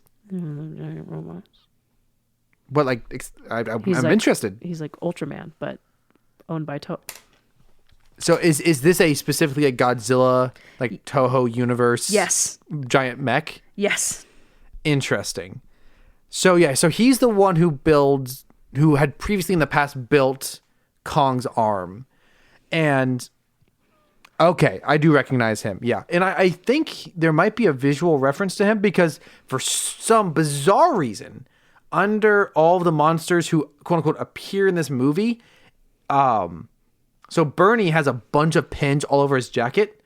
A bunch of those characters are listed as appearing in this movie, like Bigfoot and Loch Ness Monster. Interesting. But then it says Princess Pin. Jaguar, whatever. It's like the Godzilla poster that was in the first 2014 one. So Jet Jaguar is a graffiti. Oh, there's graffiti of his arm. So what it says is Jet Jaguar, parenthesis, graffiti of arm. So I would guess his arm appears in graffiti somewhere because there is a very actually funny moment where Kong is stomping through Rome and there's a bit of graffiti of like a funny looking Godzilla and he smashes through it. Nonetheless, this character played by, I want to say Ray Stevenson's, but that's not correct. What is his name? Dan Stevens. He does not really contribute much to this movie. Like plot wise, he's like your pilot for part of the movie. He knows what he's doing. He kind of provides a somewhat interesting. I'm not realizing kind of our fill-in. Former love interest of Dr. Eileen. Yeah, which goes nowhere. Yeah. He gives her a kiss. He's kind of our fill-in for Serizawa as like someone who like cares about these monsters on a philosophical level. Dare sully Serizawa's it's a memory. Cheap like, hey, I want Dr. Serizawa. No, we've got Dr. Serizawa at home. But he takes up time and he's really unnecessary. And like I thought for sure Kong having this like big tooth was gonna pay off. And the way it pays off in the movie of Scar King laughing at him is a pretty great little character moment. But it's not like he ends up being able to bite through Shimu's scales because like there's no payoff. Mm-hmm. It's a kind of a funny, like just little world building moment of like, oh, how are the humans able to like assist the monsters? They can perform oral surgery on him. But like there's not a ton of time put into this character, but just enough that if you took him out and divvied up that time to other things, then those things would be better and we would not have loss. And also like he's super annoying. Like he's not funny. I kind of like that he's like, but most of the time he's kind of arguing with Bernie, who's also, I don't know if Bernie's necessarily pro Titans, but like he wants to prove they exist. He is pro, wants people to know he helps save the world. So I just think he doesn't contrast with anyone. He doesn't really contribute anything. I did have another thought about him, which was, they didn't approve the funding to finish the mech arm because they didn't want to continue to strengthen the already strongest Titan, is what they said, with trying to strengthen Kong, which goes back to the ongoing conflict of this series of, do we try to destroy the Titans or do we try to trust a couple of them to help us? That's a throwaway line of dialogue that's actually very interesting. Mm-hmm. Like, that's philosophically, do you make Kong stronger in case he turns on you, or do you need him to be stronger to help you? It's thrown away, but that's like one of the more interesting ideas introduced in this movie for the ongoing plot. But yeah, I totally agree with everything you're saying. Well, I don't know if I agree if I want more lore, but I do agree that things are kind of rushed at times and a little more space. I think if maybe you introduce the Iwi a little sooner in the movie, you have a little more time with them. I agree. Another L, if you have it. Done? Okay. Just real fast here. We have a lot of elements that we're confused at, like where people are, what's happening, what's the order here. The movie's really bad at transitions. Scenes just end and other scenes just begin. There's no sense of transition between scenes, so it can make the movie feel a little confusing at times. Thought of one. Okay. No, continue.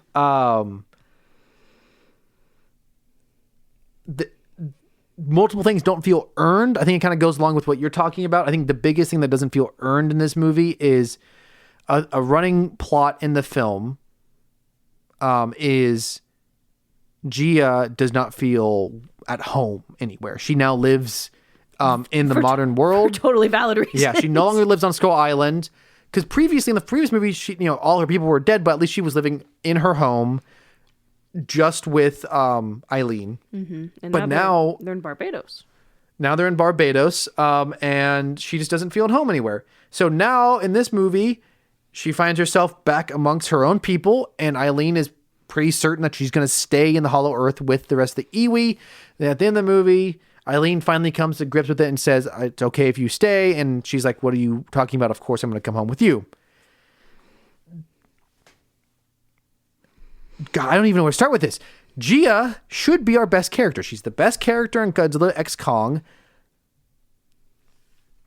I think she's the best human character by default because she has the most to do. I love her moment where she gets to stand up to Godzilla. That when she goes with, we don't see how this works, but she just goes with. She hopped on. She just gets transported along with Mothra, and then when Mothra appears in a big blast of light, she stands on a pyramid and stands face to face against Kong. She gives Godzilla a pat. Oh, that's right. Yeah, the ultimate. Gosh. What we've all been waiting for. 5 movies over 10 years. We've been waiting for this. It is crazy. It's been 10 years since Godzilla 2014. I think we may have talked about this, but this entire series has occurred over 10 years in real time. Sarazawa got a little pat in. Oh, I forgot about that. That's right. Can't forget. Most important characters in the series get to do it.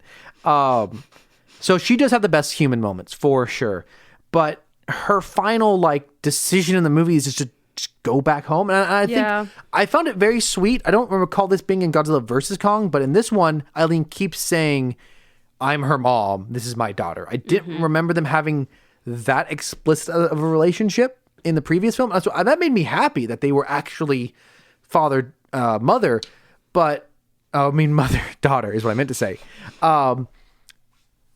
There just doesn't seem like, at what point does Gia decide she's okay living at home with Eileen? I'm guessing they're just going to be doing visits on the weekends. I think it would have been significantly more satisfying if as pretty much Allison convinced me on this. Allison, my wife, super pissed off at this ending. Okay, that was one thing I'm glad you brought up, because I was really kind of like, it would actually make so much sense, because that's why she and Kong were so close in Godzilla vs. Kong, because they were the only connection they had to Skull Island and their home. That's the sign. It's home. Yeah. I'm doing sign language for you guys. I can't see. And then it's kind of like this where you have, I think, an idea of, or an opportunity of mirroring that could be really well done, because you have Kong found his family. He was the last of his kind, found his family in the Hollow Earth. That is his home. You could have had a similar mirror with Gia. Gia staying with the iwi doesn't negate the relationship she has with Dr. Eileen, nor does it remove it. It doesn't mean that she can't still have her adoptive mom. Yeah. But you kind of have this whole plan. She doesn't feel what it would make total. It was like building up to it. And then it was like, no. Yeah, and it would. One of the most interesting things about Godzilla vs. Kong is that you have humans who have parallels to the monsters. Kong finds his people. Gia should have stayed with her people, and Eileen could have stayed with her. Like, you can have this movie can have both endings. Put a little Monarch post right there. I think it's very possible that this movie. She may have originally decided to stay, and they did a test audience, and maybe. Yeah. Here's some further evidence, actually, that I'm reading here on Wikipedia that further illustrate this movie had a lot of changes. Maybe they were like, we got to make more movies. She can't stay down there. But she could have. I mean, she could have. They managed to get a camera down the Hollow Earth. It's fine. So some interesting things that allude to this movie having a production where they didn't know 100% what they were making. Number one, they did not announce that they had the rights to Godzilla until 2022. August 2022, which presumably the movie would have been fairly along in production. What? Sorry, it was sometime in 2022, I thought. Let's see. I do want not until July 2022, so a little earlier than I said. I would like the next movie to have more Godzilla in it. Yes, and I was going to get to that as well. Oh yeah, I would definitely like to talk about that. And then it wasn't until post-production that they actually got the rights to Mothra. Oh my god! There was a stand-in creature. Up until that point, in case they didn't get the rights, there was a stand-in creature named... where is it? Phosphera. So... I mean, those are pretty big deals, especially... So this movie could have been different. I mean, and so I think I'm glad you... So this is a good time to transition. You could cut out Godzilla from this movie and it would mostly still be the same movie. I do love the Godzilla stuff. I'm glad... But like, he's off doing his own thing for most of the film. He's killing everyone.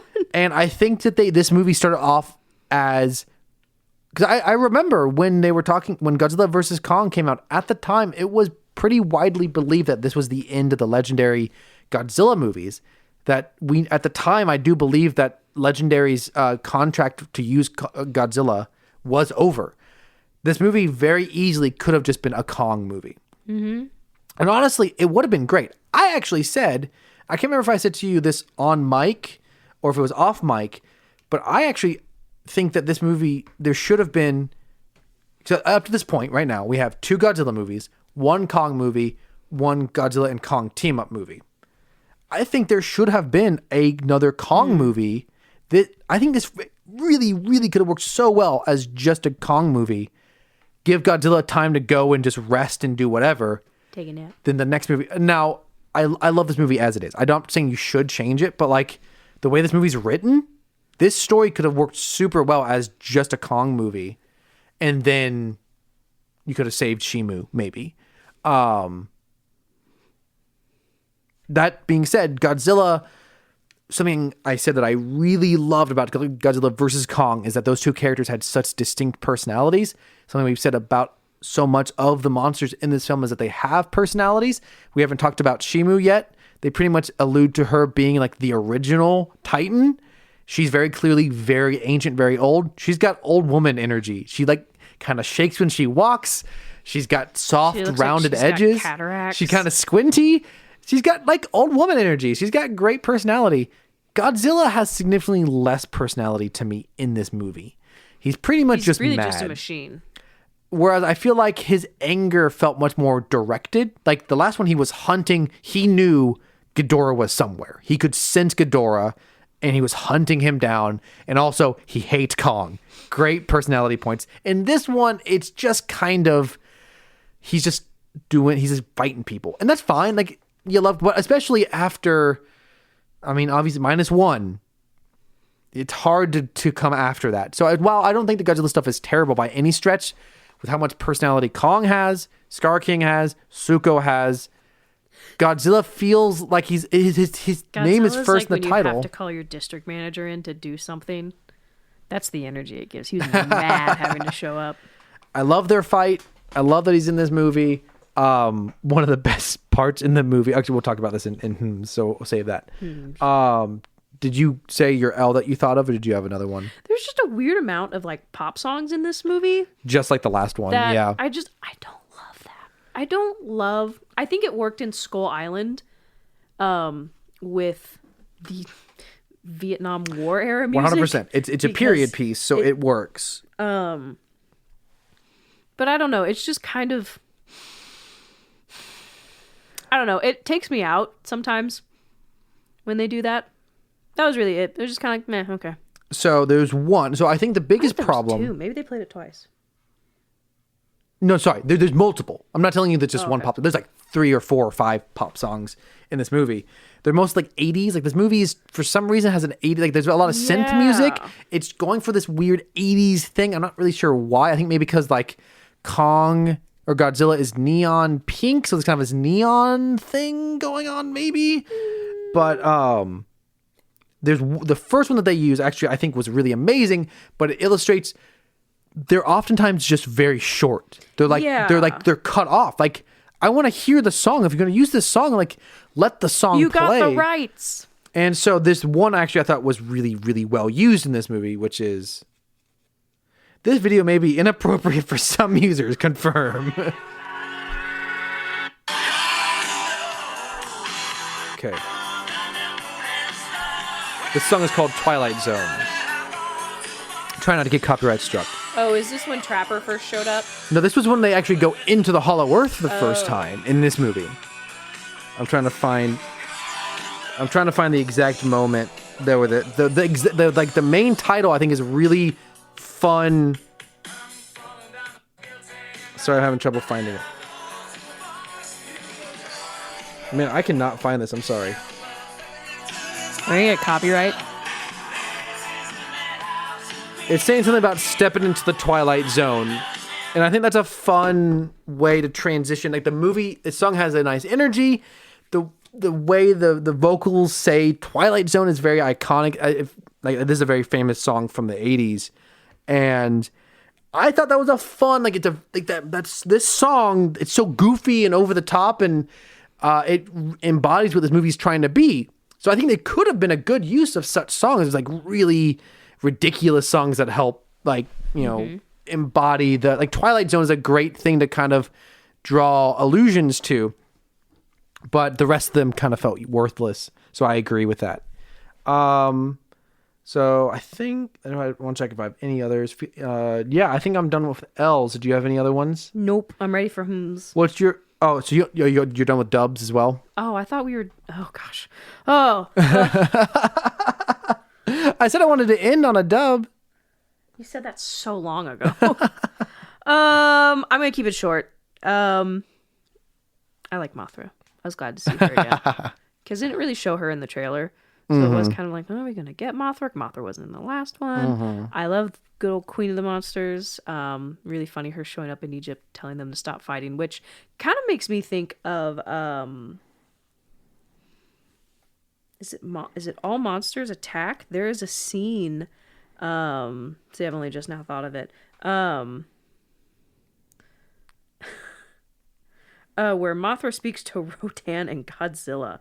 I believe it might be. It's one of the Ghidorah films where Mothra is like trying to convince Rodan and Ghidorah to fight against. Rodan and Godzilla to fight against Ghidorah, and it kind of made me think of that because is it like subtitles or is it like implied that? There are subtitles. I wow. showed you an image one time because Mothra says something like, "We need to help the humans," and it goes, Godzilla says, "The humans are mean to me. Why should I help them?" And it's like Rodan agrees. It's like little captioned or narrated. I remember watching it the first time. I had to rewind a little bit because I was like, am I hearing this right? So it kind of made me think of that. Mothra showing up to set the boys straight and realign priorities. My final L is that what are dubs or L's? Dub. I meant dub. I said the wrong thing. While we've talked a lot about things not concluding necessarily the best, or the movie kind of not having the best ending all the time, though I do love the final conclusion of this film, which is that they've always referred to him as Kong. Mm-hmm. He seemingly is finally King Kong now. I think they've been very intentional about not calling him King Kong. He's now king of the great apes. But overall, I think the movie does, while narratively doesn't always flow well, I think it's got a really excellent balance of tone, which a lot of movies cannot handle. Certain monster movies, I'd say like Shin Godzilla, way too serious at times. Like I love Shin Godzilla, but like the human parts are way too serious, and the movie is so dark that it kind of makes it drag a bit at times. Like the movie cannot support itself, or you have, I think maybe perhaps Godzilla versus Kong gets a little too silly towards the end. We're supposed to take Mechagodzilla seriously as a threat, but his design is too goofy, and the movie's been a little too jokey, and the fact that Mechagodzilla ends up being weakened by the humans pouring alcohol in the computer system. Like, that movie goes a little too far into being silly when it wants to take it seriously. Mm-hmm. I think this movie does manage to be both very funny and charming and scary and serious. Like, it when it needs to do these things, it does them well. Mm-hmm. And it also blends them together. So I think it's not perfect, but I do think of all of the kaiju films or the MonsterVerse films, this one has the best balance of all of those things. Mm-hmm. Other movies may be better at some of those things, other ones have better stories, or they're better at action, or they're better at being scary, but this one has the most well-rounded, I think. Go ahead. No, go ahead. You also get this. You mentioned this is the first movie where Godzilla doesn't leave into the water after. Oh yeah. Instead, he lives in Rome. He's getting towards retirement age. He just sleeps in the Roman Colosseum. Uh-huh. It gives cat bed energy. Yeah. When your cat curls up in a book. Can you imagine living in Rome? Terrible. I mean, it'd be so funny, but just terrible. Yeah, I saw someone made that joke on the internet. See, again, I'd not seen the trailer, so I didn't know it was real as in being in the movie.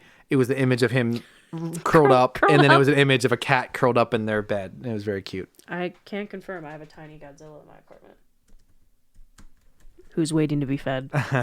She's not gonna get fed for another 10 hours. What do you have? Welcome to episode 52, everyone. It is that time in the night where I am here yet again to rag on Monarch Legacy of Monsters.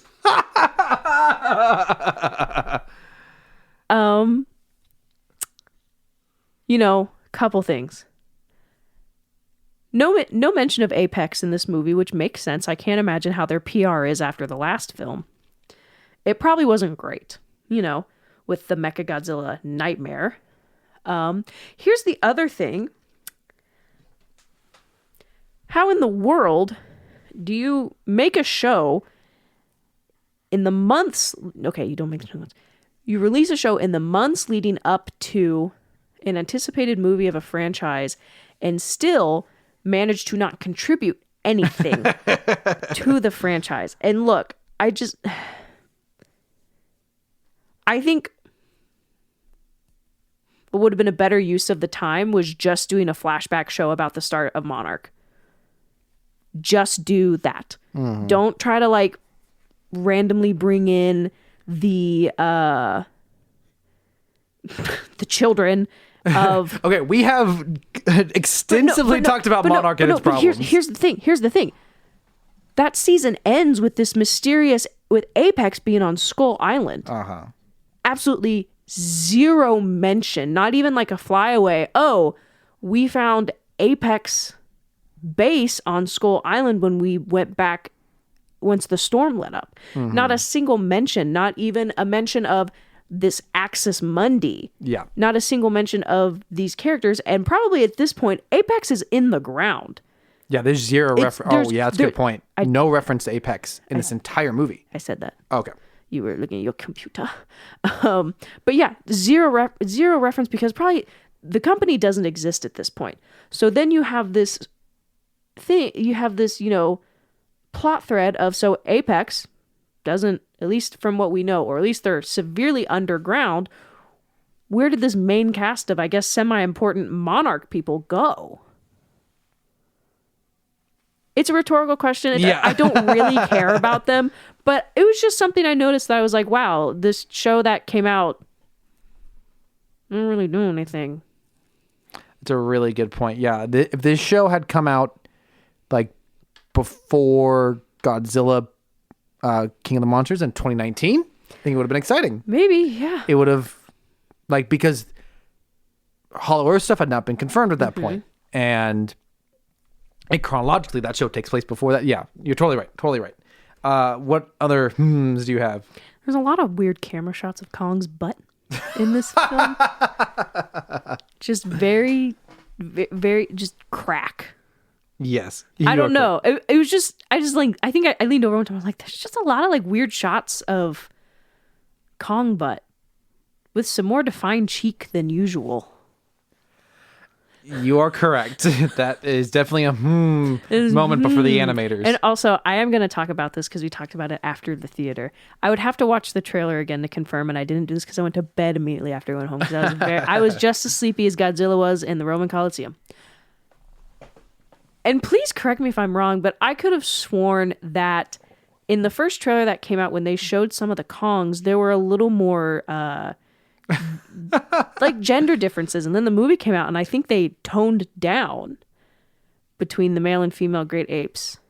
Maybe that was one of the things they showed to test audiences. And they were like, maybe they shouldn't look too much like real apes.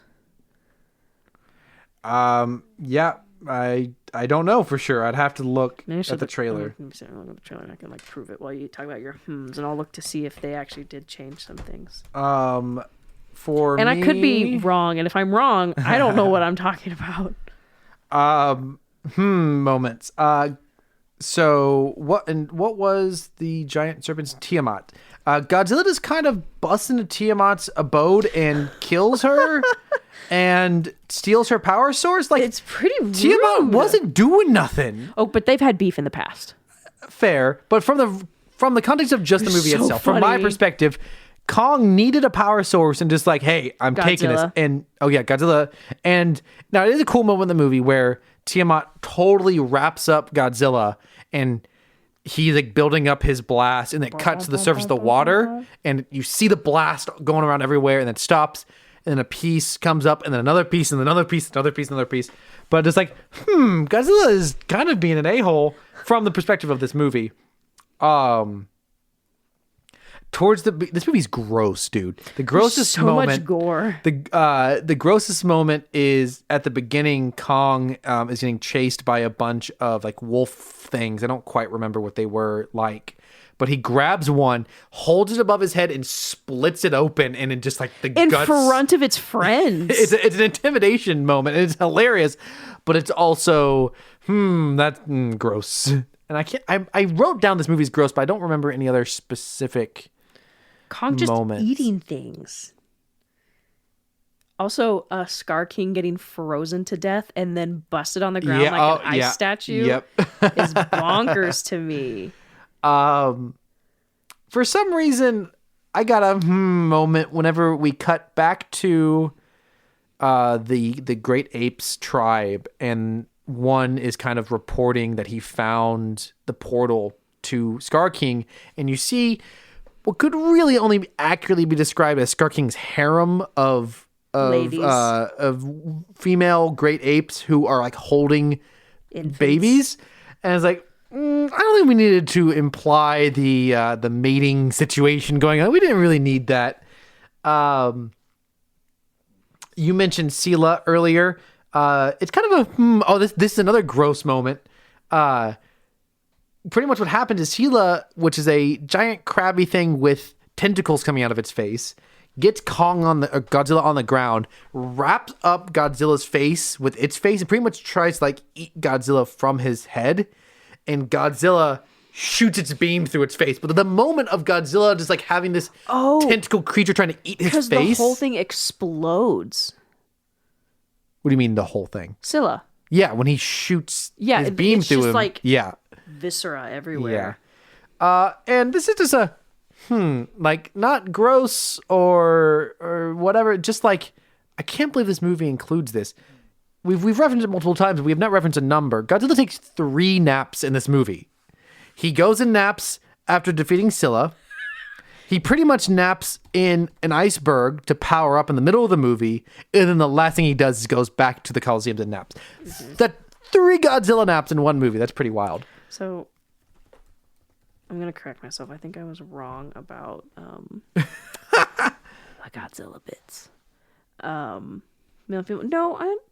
well, I guess I was thinking real life, because real life, like gorillas and monkeys typically tend to have gender dimorphism, which is the difference between male and female. That's the term. But I thought I had the trailer, and maybe they replaced it, but I could have sworn there was just a little bit more differentiation between. Not that it's important; it doesn't really matter. No, you needing to bring this up as a moment, Rachel. It's just, I don't know. It was a moment. So overall, super fun monster movie. Had a blast.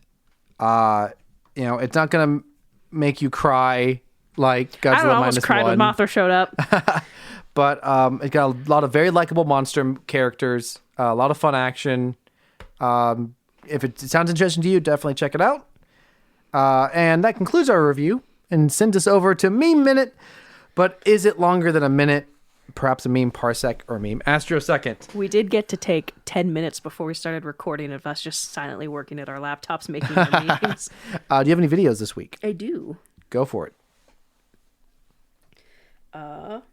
Me staring at the fork I forgot to remove from my plate in the microwave.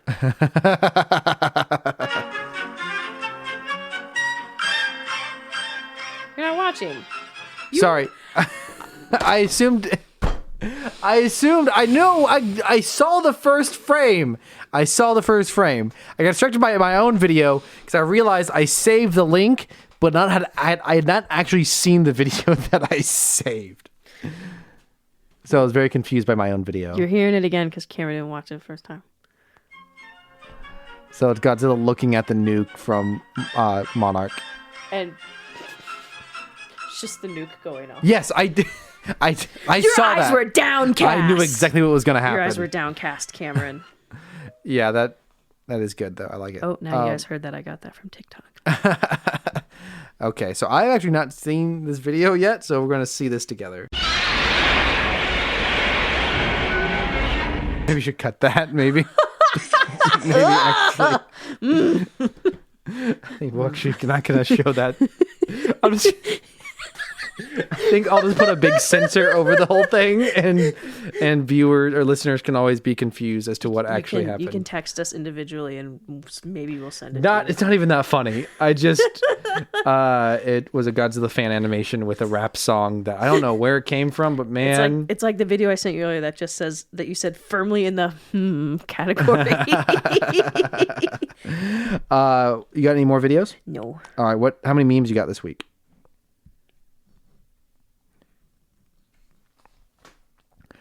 No.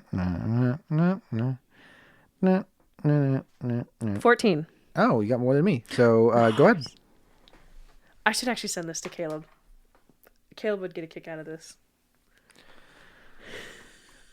So it's the guy yelling. He's got a tiny brain. The guy smiling silently. He's got a big brain. The guy yelling is above him a bunch of Nietzsche books, and above the guy with the big brain is just Star Wars. All 4 seasons of Star Wars Rebels. Very good.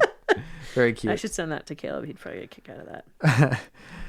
So take a shot at the SpongeBob reference. It's an image of Scar King with his skull. With his whip. His whip. Kong with the mechanical fist, and little Suko, the monkey chain, the monkey's fist, the monkey. So good. Self-explanatory. The traditional at this point. This is the 5th year. I guess like the first year would have been 2020. So this is the 4th annual. For Easter, it's an image of Poe Dameron with a Centurion helmet on, saying somehow Jesus returned. Happy belated Easter, everyone. This is an image of Godzilla accepting an award, and it says, "Everybody wanted to know what city I would destroy if I didn't win. Well, guess we'll never know," because he won the Oscar. Okay, so this is Phineas and Ferb meme. You've seen Yeah, Phineas and Ferb. plenty of things. I couldn't remember how old exactly you were. I haven't seen all of it, but I've seen a good amount of it. So there's a scene where Dr. Doofenshmirtz and his daughter are on a motorcycle, and a guy comes up and he says, "Hey, sweetheart, how'd you like to be on a real bike?" And Doofenshmirtz blasts him at Adams, saying, "She's 16." This is captioned Lando flirting with Sabine in Idiot's Array. Me, she's 16. And so it was, which is very valid reaction. Sure. This is an image of Godzilla, like standing kind of like his shoulders out, and it's like a wide shot of him in the daylight, and he's in the water, so he looks a little stumpy, and he's just yelling, and it said he thought school was for one day. He mad as hell. I almost put that one in this list. Therapist. Sifo DS isn't real. He can't hurt you. Sifo DS. So is that who? So it's a DS. It's a Nintendo DS with a character on it. Sifo DS. Is that what Sifo DS looks I'm like? pretty sure, yeah. Because it looks like... I'm confused, I guess, because it looks like Maul's brother. No. So I didn't know if there was that's not. another character named Sifo. No. So it's Sifo DS, Star Wars character, but Sifo DS, I guess. It's like a skin on a Nintendo DS.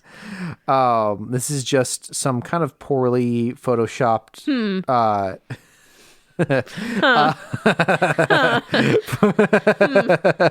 poorly photoshopped Transformers Revenge of the Fallen art. And it says midlife crisis. Yeah, I'd have a crisis too if my life was mid. But it's just all the Autobots. Interesting. What do you got? Dude, Benson's gonna be pissed. It's it's the two main characters from regular show. and behind them is Rigby and Benson. no, right? Benson's the boss. Oh, right. Mordecai. Mordecai, It's like it's not Rick and Morty. And in the background is a freshly awoken Ghidorah from the Arctic. This is just an image of a chibi, kind of short, cute Godzilla, and it says he has 97 mental illnesses and he is banned from most public spaces. Let's put that one on this list too, Cameron. This is a throwback for us old people. This is a Sesame Street reference. And it's between Elmo and she's pink, the girl. I don't remember her name. Zoe? Zoe, yeah, Zoe. And Zoe says, "By the way, I scanned your food and it comes to $1 gazillion. Elmo has T-Rex and a Go Fish card, but it's Sid and Hunter. Bad Batch has T-Rex and a Go Fish card because they have no money." That's pretty good. I like it. I am very tempted to double down and guess that is yours. No fun allowed on this podcast, apparently. I bet this is a very kind of obvious joke, but I like that this is actually a pretty well photoshopped fake poster of Godzilla versus Clifford the Big Red Dog. Oh. And one will fall. One will fall. Kind of a realistic looking red dog. Why are you dressed like that? Like what? It's why are you dressed like that? And it's a bunch of people looking at the camera at like a dinner table. Like what? And it's a guy wearing a Rodan mask. That's creepy AF, man. Young Anakin from Phantom Menace. No one can kill a Jedi. Qui-Gon. That sounds like an absolute. Young Anakin with red eyes. It does, doesn't it? SpongeBob reference time. It's Mr. Krabs and Patrick shaking hands, but instead you have GMK Godzilla and -1 Godzilla, and over their shaking hands is being absolute menaces. Very good. This is Fry and Bender from Futurama, but it's King Kong as Fry and Godzilla as Bender. And King Kong says, "Godzilla, you want to stop Scar King from taking over the Earth?" Godzilla says, "Oh, so now what? I'm your last resort booty call, huh?" And then Mothra shows up. Okay, let's go. Okay, let's go. This picture of -1 Godzilla. And it says, I think I will cause problems on purpose. He looks so funny straight on God -1 Zilla. This is Rey and Force Ghost, Luke and Anakin, and they're looking at Palpatine and just says, how many times do we have to teach you this lesson, old man? Take a shot for another SpongeBob reference. We're 3 shots deep, apparently, in this episode. So, another meme with the 2 men with tiny brains arguing, and above their heads are Taylor Swift and Kanye, and then the man with the big brain has Mechagodzilla. That's phenomenal. I love that. So there's a scene from Terminator 2 where the Schwarzenegger Terminator is talking to teenage John Connor, I think is the kid's name. Yeah, John Connor. Jean Connor. He's talking to his mom, his quote unquote mom, on the phone, and he suspects it might be the other Terminator, and so he's like, "What's your dog's name?" And he says a dog name, and then he says a different dog's name. He's like, "Oh, the dog's fine." It's like, "Your mother's dead," but this is instead the Terminator. Schwarzenegger is Lars, and like, "Where's Shmi?" Sand people noises. Your mother's dead, son. Accept it. No. I got 4 more. I've got 3 more. Okay. Decline or accept. And it's a picture of Godzilla from Godzilla versus Hedorah holding the Hedorah eggs. I see. Over my head. This is a fun Photoshop. It's Adam Wingard directed Godzilla X Kong, and the director of Godzilla -1, and they're exchanging toys of each other's Godzillas, and then someone photoshopped it so it's each of their Godzillas exchanging. That is the 3rd meme I almost put in my list, but I didn't because I thought you wouldn't think they were funny. They're exchanging smaller versions of the directors. I thought that's a very fun edit. What men think women want, and there's like a diamond ring, money, a bouquet of roses, and what women really want, and it's a bunch of Godzilla figures. Cool. You wouldn't understand, you're not a woman. This is a really bizarre thing. It's Qui-Gon. Okay, I'm trying to figure out if I should describe the image first or read the title. The title is, what if Qui-Gon trained Tai Lung? And it's Qui-Gon and Tai Lung, the villain from the first Kung Fu Panda. But then it also has Poe, but he's green with red eyes. Not sure what that's supposed to mean, but it's like funny. What if Qui-Gon trained Anakin? Vein. Yeah, exactly. A new toothpaste is released. Dentists. And it's 9 Kongs looking very stoic and 1 Kong looking very panicked. This is an image of Kong looking out over the Hollow Earth, and it says, things to do in Hollow Earth. 1, leave. Very good. And that's all of my memes for the week. This is my last one. Just 1 second, sorry. I'm going to send them to you. I'm sending you my memes. Okay. I woke up in a new Bugatti, and it's Godzilla on a 4-wheeler. I wish I could sing that like it is from the song, but I woke up in a new Bugatti. Not copyrighted. Let's see if I can, while you are sending me your memes, I can find it. Poorly photoshopped.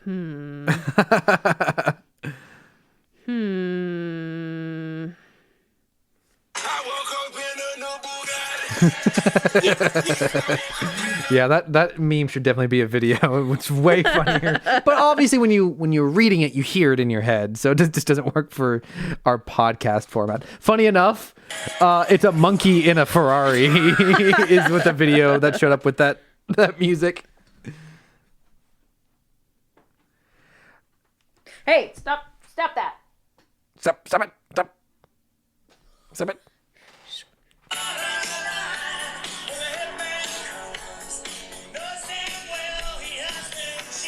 We're gonna make a copyright stroke.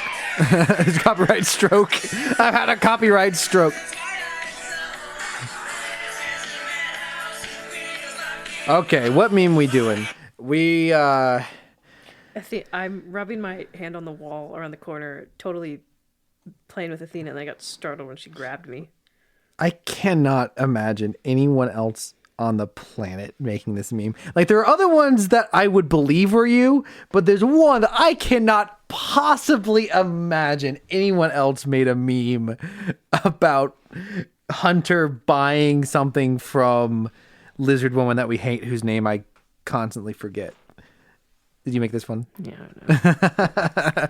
It is funny, though. I do like it. Bad Batch has T-Rex and a Go Fish card. By the way, I scanned your food and it comes to a gazillion. It's really accurate. It's really good. It's actually Fee. No, Fee's the other one. I can never remember the character's name.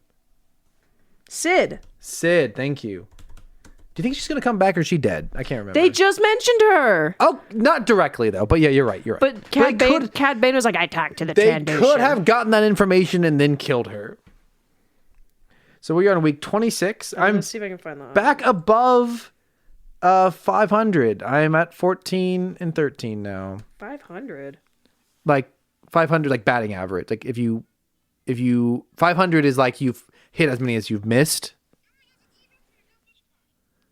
What are you trying to figure out the character's name? No, I was pulling up the audio. Oh, from that Anyway, would. I scanned your food and it comes to a gazillion dollars. A T-Rex and a Go Fish card.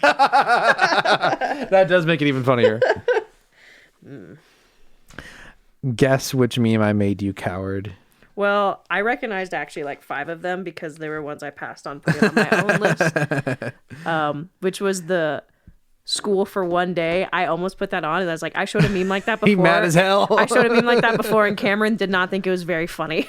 Well, for some reason it was funny this time. I think this is the particular image of Godzilla they had. I think really made it look like a little kid yelling. The 97 mental illnesses. I almost did that one.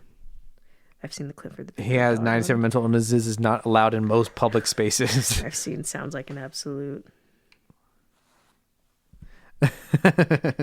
Yes, it does, doesn't it? I doubt. I don't think you made this. You don't think I drew my own comic that's pretty well drawn? Are you gonna try? I know. I saw this one.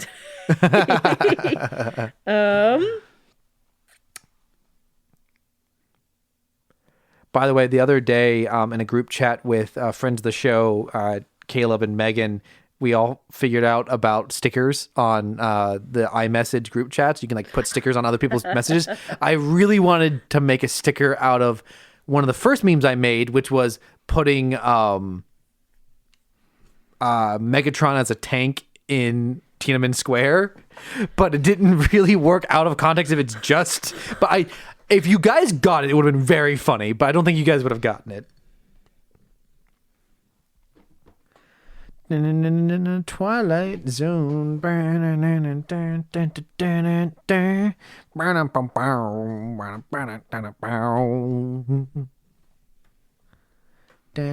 So you're guessing that I made. Tai Lung one?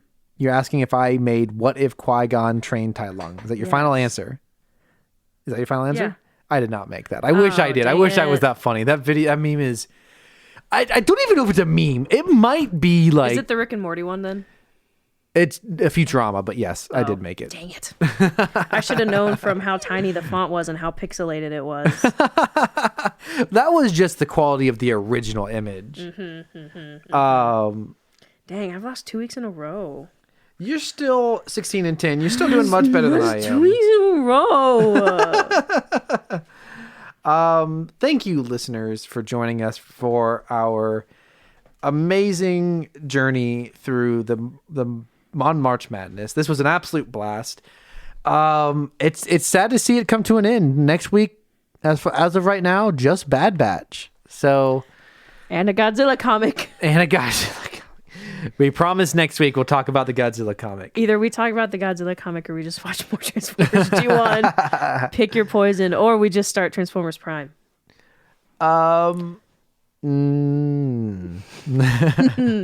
thought you were just going to ignore me. I wasn't even expecting a response to that. But as always, thank you to Caleb Jacoby for our intro and outro music. Props to Rachel for our artwork and our Twitter account, our Godzilla X Kong X account at Rebels and Robots Pod. props to Cameron for our Facebook and Instagram. We are on the metaverse. And give us opinions, something to read, leave a review, tweet or DM us memes or opinions. This is like send us your hottest. This is our signal, like we are the Iwi from the Hollow Earth calling out for help with our content. Send us your hottest takes about Star Wars, Godzilla, or Transformers. Yeah, let us know what you think of Scar King. Cool guy, not so cool guy. He does carry. He's got some swag. He's got that. He carries around that.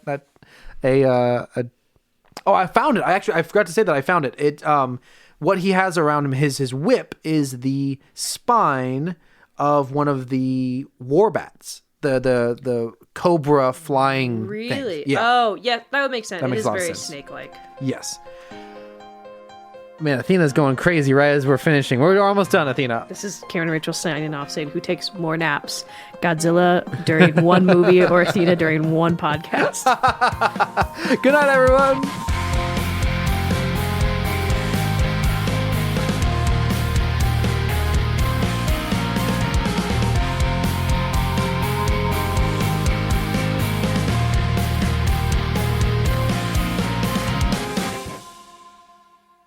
That was good. I think you got it. You nailed it right there.